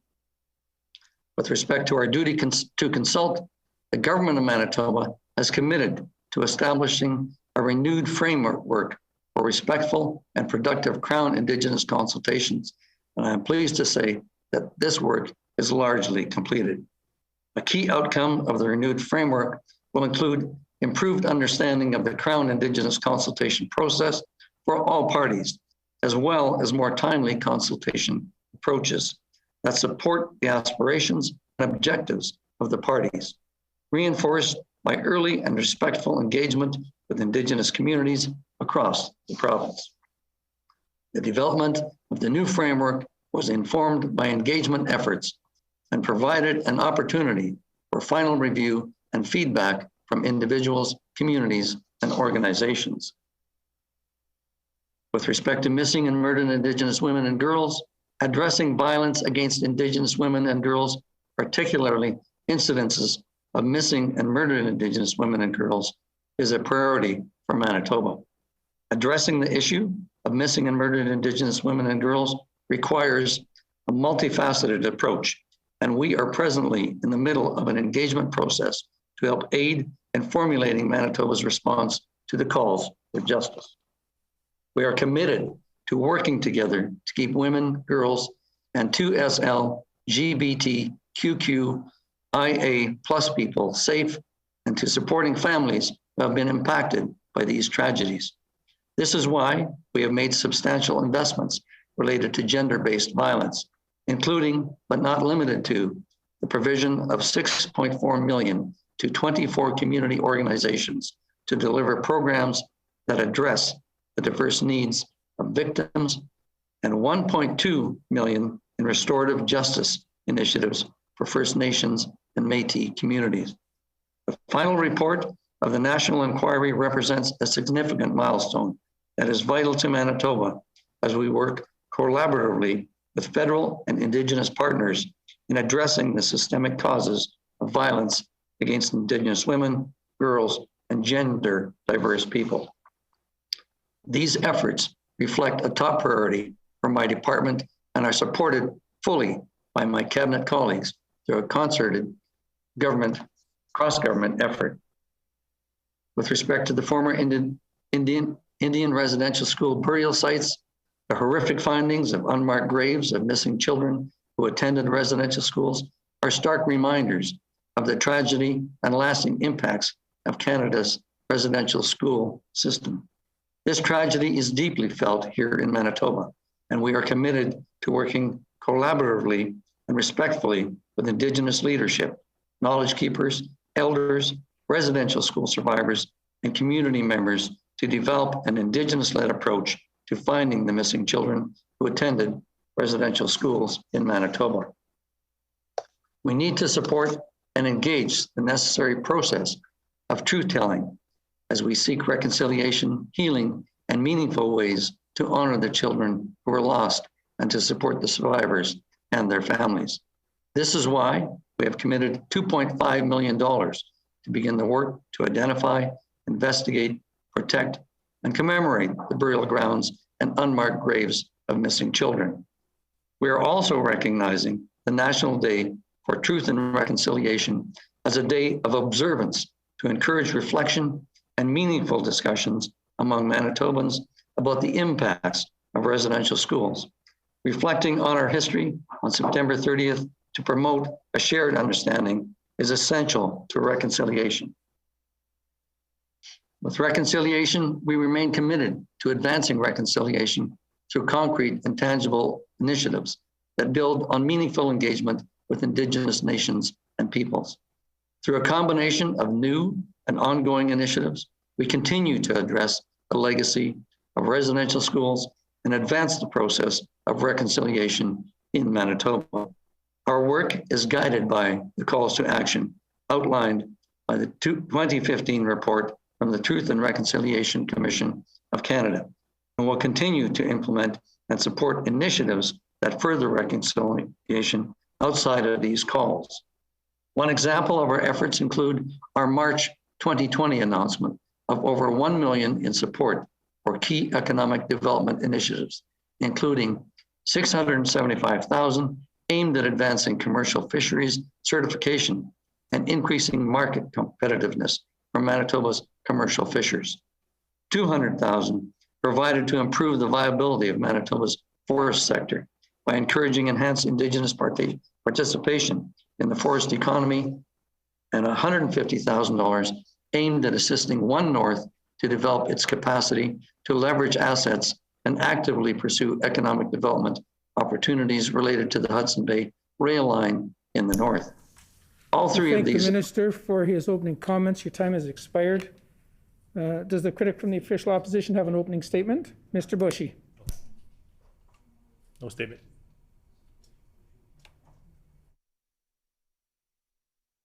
No statement. Okay, before we get into questioning, I just want to make one quick clarification. In the preceding committee of supply, we received some correct information on how we address each other in the committee.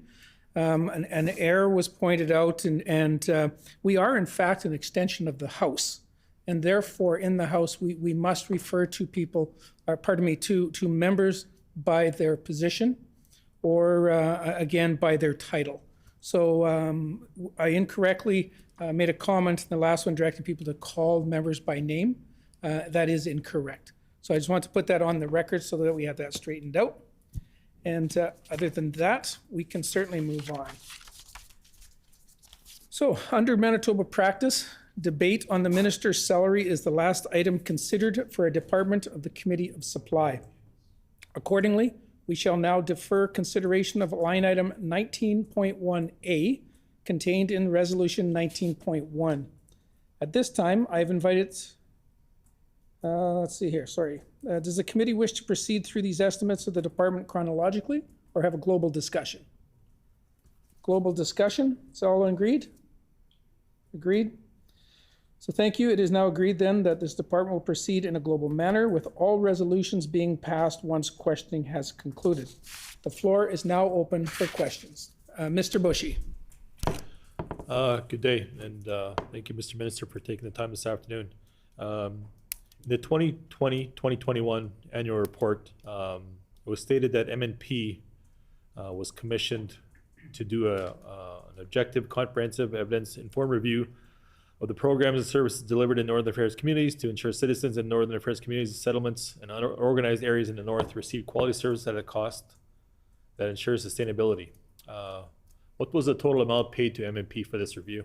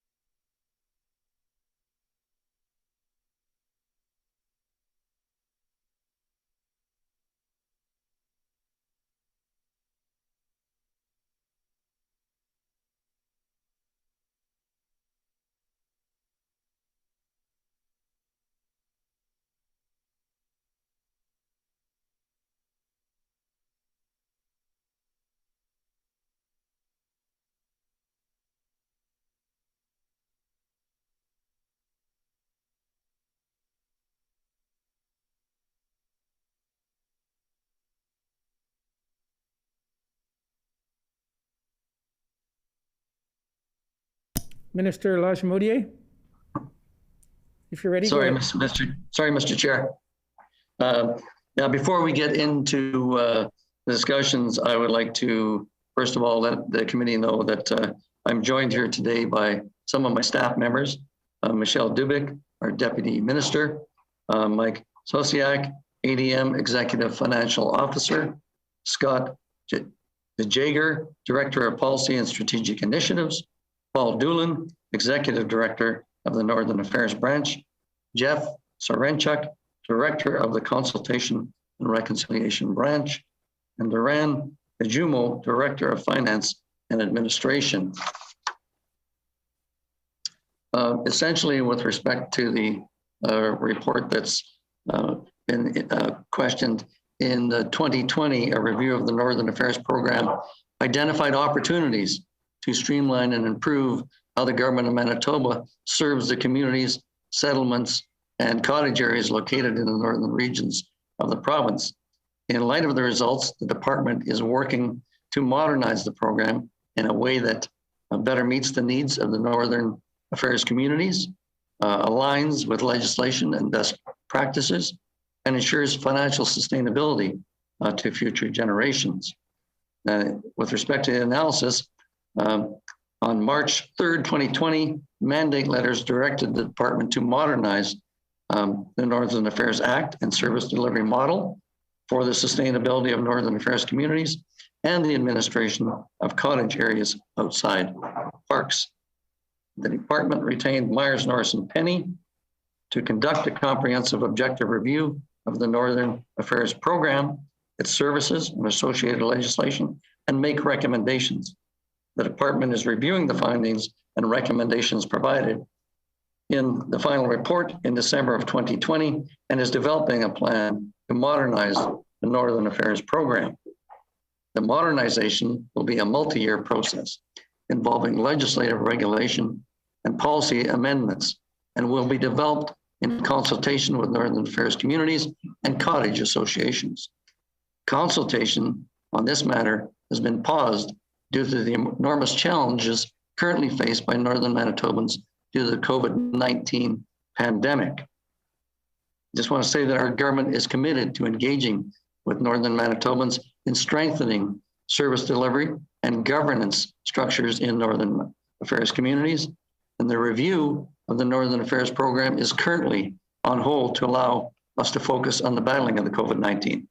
When we resume the modernization of the Northern Affairs Program, we'll ensure services better meet the needs of our Northern Manitobans, align with best practices, and are financially sustainable for future years.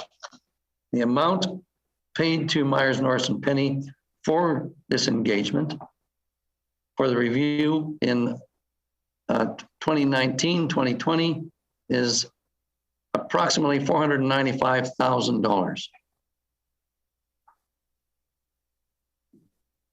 Mr. Bushy.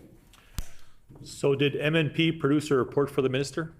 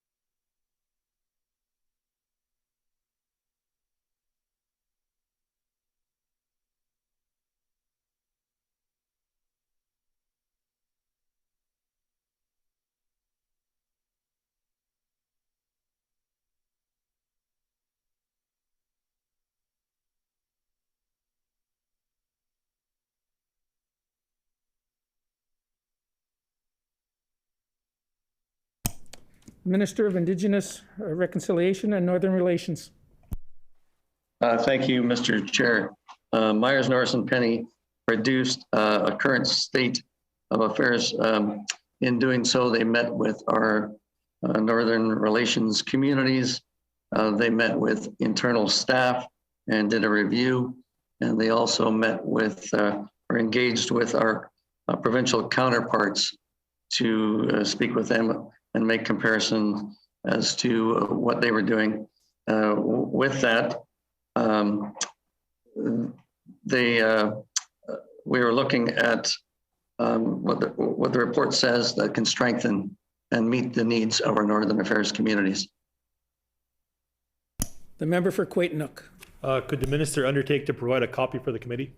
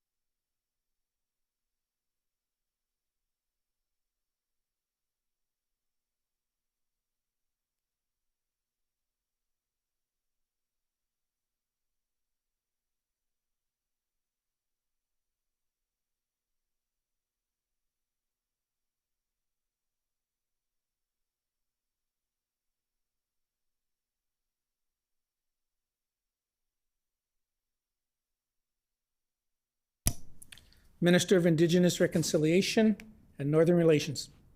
Thank you, Mr. Chair. Much of this report is still under consideration, and we can make some of the revisions to the report available to the committee, and the same ones we made available to the communities and to the stakeholders for review. With this ongoing process, we are committed to ongoing engagement with our communities. And it's important that we reach out to the communities and have a detailed consultation with them with regards to the sections of the report that they have been delivered to for review. And moving forward, as I say, we are committed to ongoing discussions with our Northern Relations communities. The member from Quaitnook. Thank you. In regards to the First Nations consultation policy, I'm wondering if the minister can notify the committee where the status of that is at. As previous estimates going back, well, we didn't have estimates last year with the Indigenous Relations Minister. We were led to believe that that policy being released was imminent. And I'm just wondering where that First Nation consultation policy is at within your department.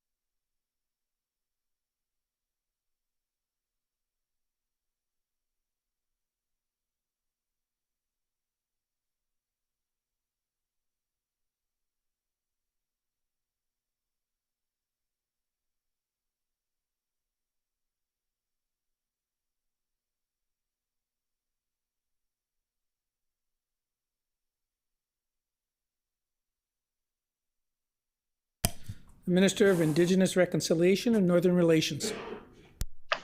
Thank you, Mr. Chair. With regards to the consultation in the committee, we had decided to undertake further consultation on the protocol with the stakeholders. And as a result, this delayed the release of the report. The work is, the majority of the work is currently done, and I'm looking forward to bringing something forward to Cabinet in the future. Under Section 35 of the Constitution Act, the government has a legal obligation to consult with Indigenous communities whenever a government decision or action may infringe upon or adversely affect the exercise of Aboriginal or treaty rights.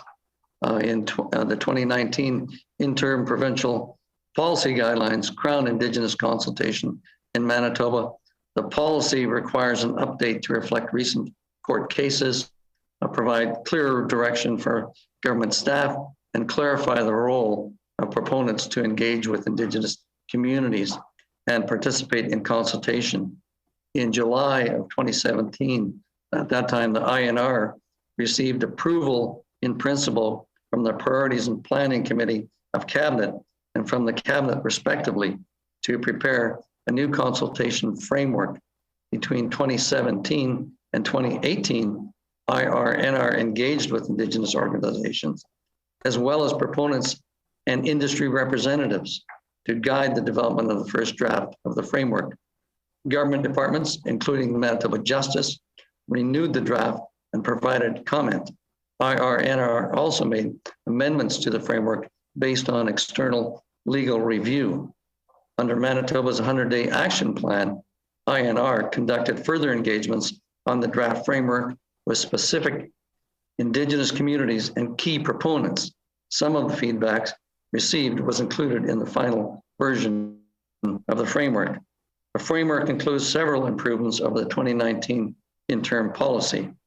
Direct reference to the Truth and Reconciliation Commission's calls to action, number 57 and number 92. Clear direction to staff on communications from the lead department to the Indigenous communities throughout the consultation process. Designated consultation levels with respect, processes, and timelines. New tools, timing and resources for staff. Clarity on the proponent's role in early engagement and Manitoba's ability to delegate procedural aspects of consultation.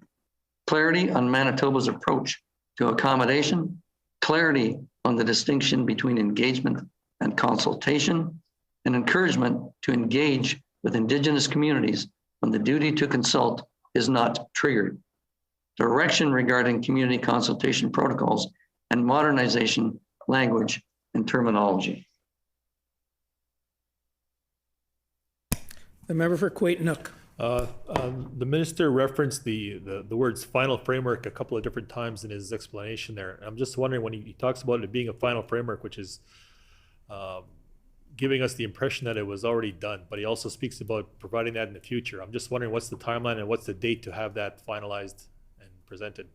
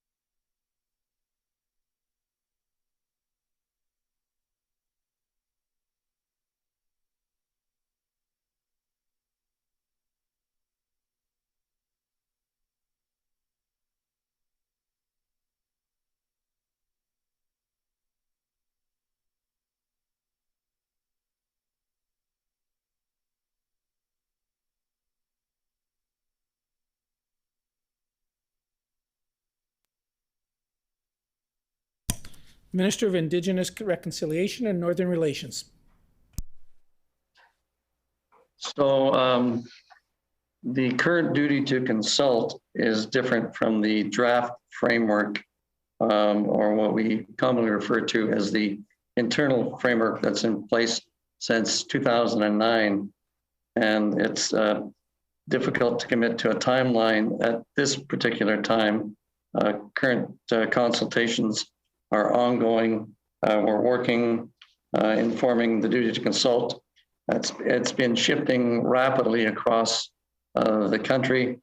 And with these changes, we're beginning to incorporate these changes and are looking at bringing these new tools into the final framework, help us develop and look into new phases.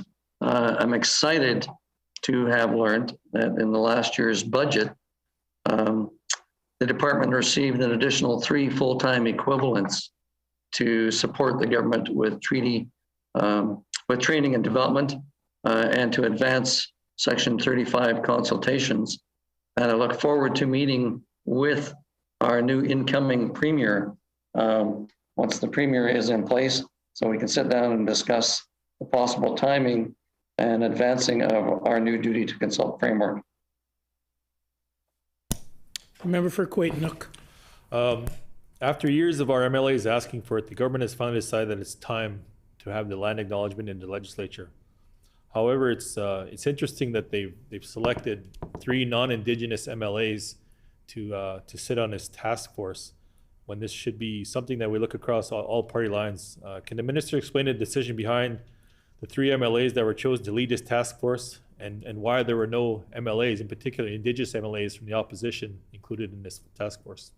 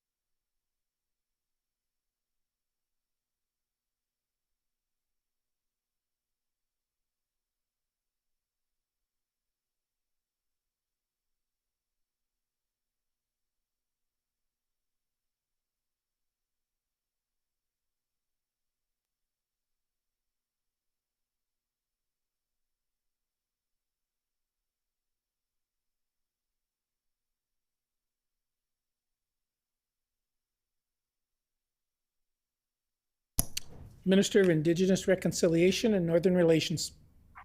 Thank you, Mr. Chair.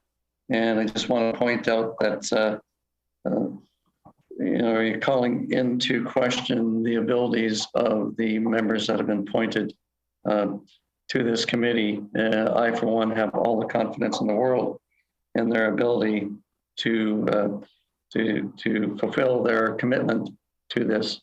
And every MLA needs to have some degree of cultural competence to work in this particular space, in particular in this legislature, and serve all of Manitobans as they do that. I understand that my colleagues are currently in the process of reaching out to Indigenous leaders throughout the province to seek their input and get the appropriate feedback from them, so that the land acknowledgement will be based on the input from Indigenous leaders and non-Indigenous people throughout the province as well. So it's important to seek that the committee seek out these consultations and put us in the right path, in the right direction. Member for Quaitnook. It's interesting that the minister responsible for Indigenous reconciliation is actually not included in the task force himself. But further to that, can the minister please provide details about what the consultation process is for this land acknowledgement?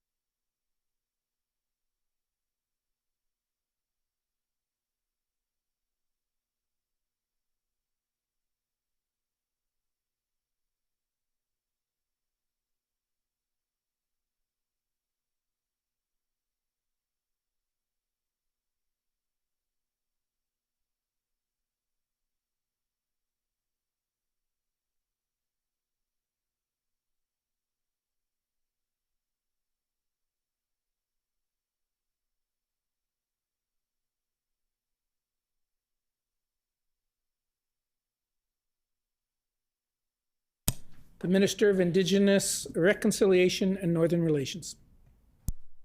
I appreciate the comments from the member and his concerns that I'm not involved in the committee in itself.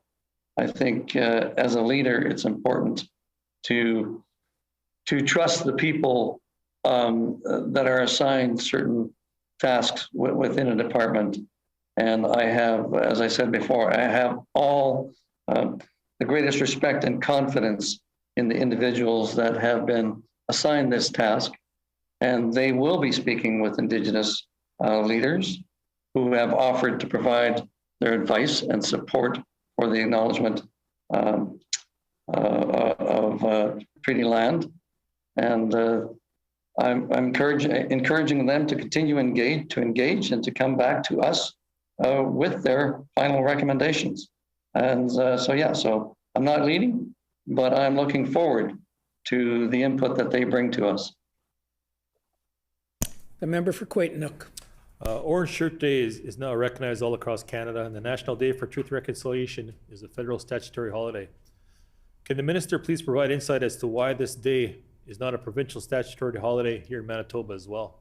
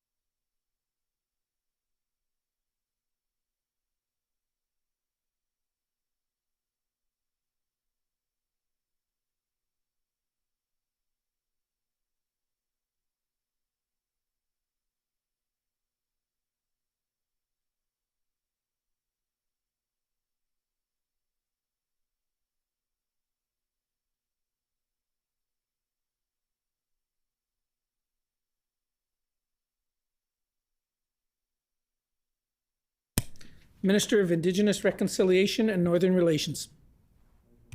Thank you, Mr. Chair. And as I started to say in the House yesterday, that I have been on a listening and learning journey from the time that I was appointed as the minister. And this has allowed me to engage with many First Nations leaders, elders, knowledge keepers in the community, and survivors.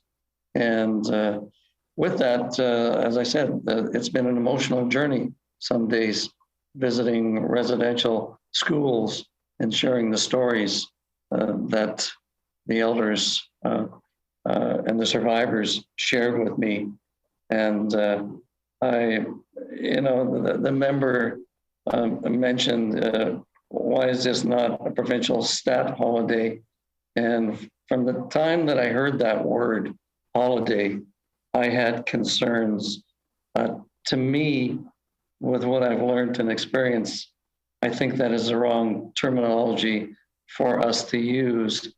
I would prefer moving forward that different terminology be developed, whether we call it a day of observance or a day of remembrance.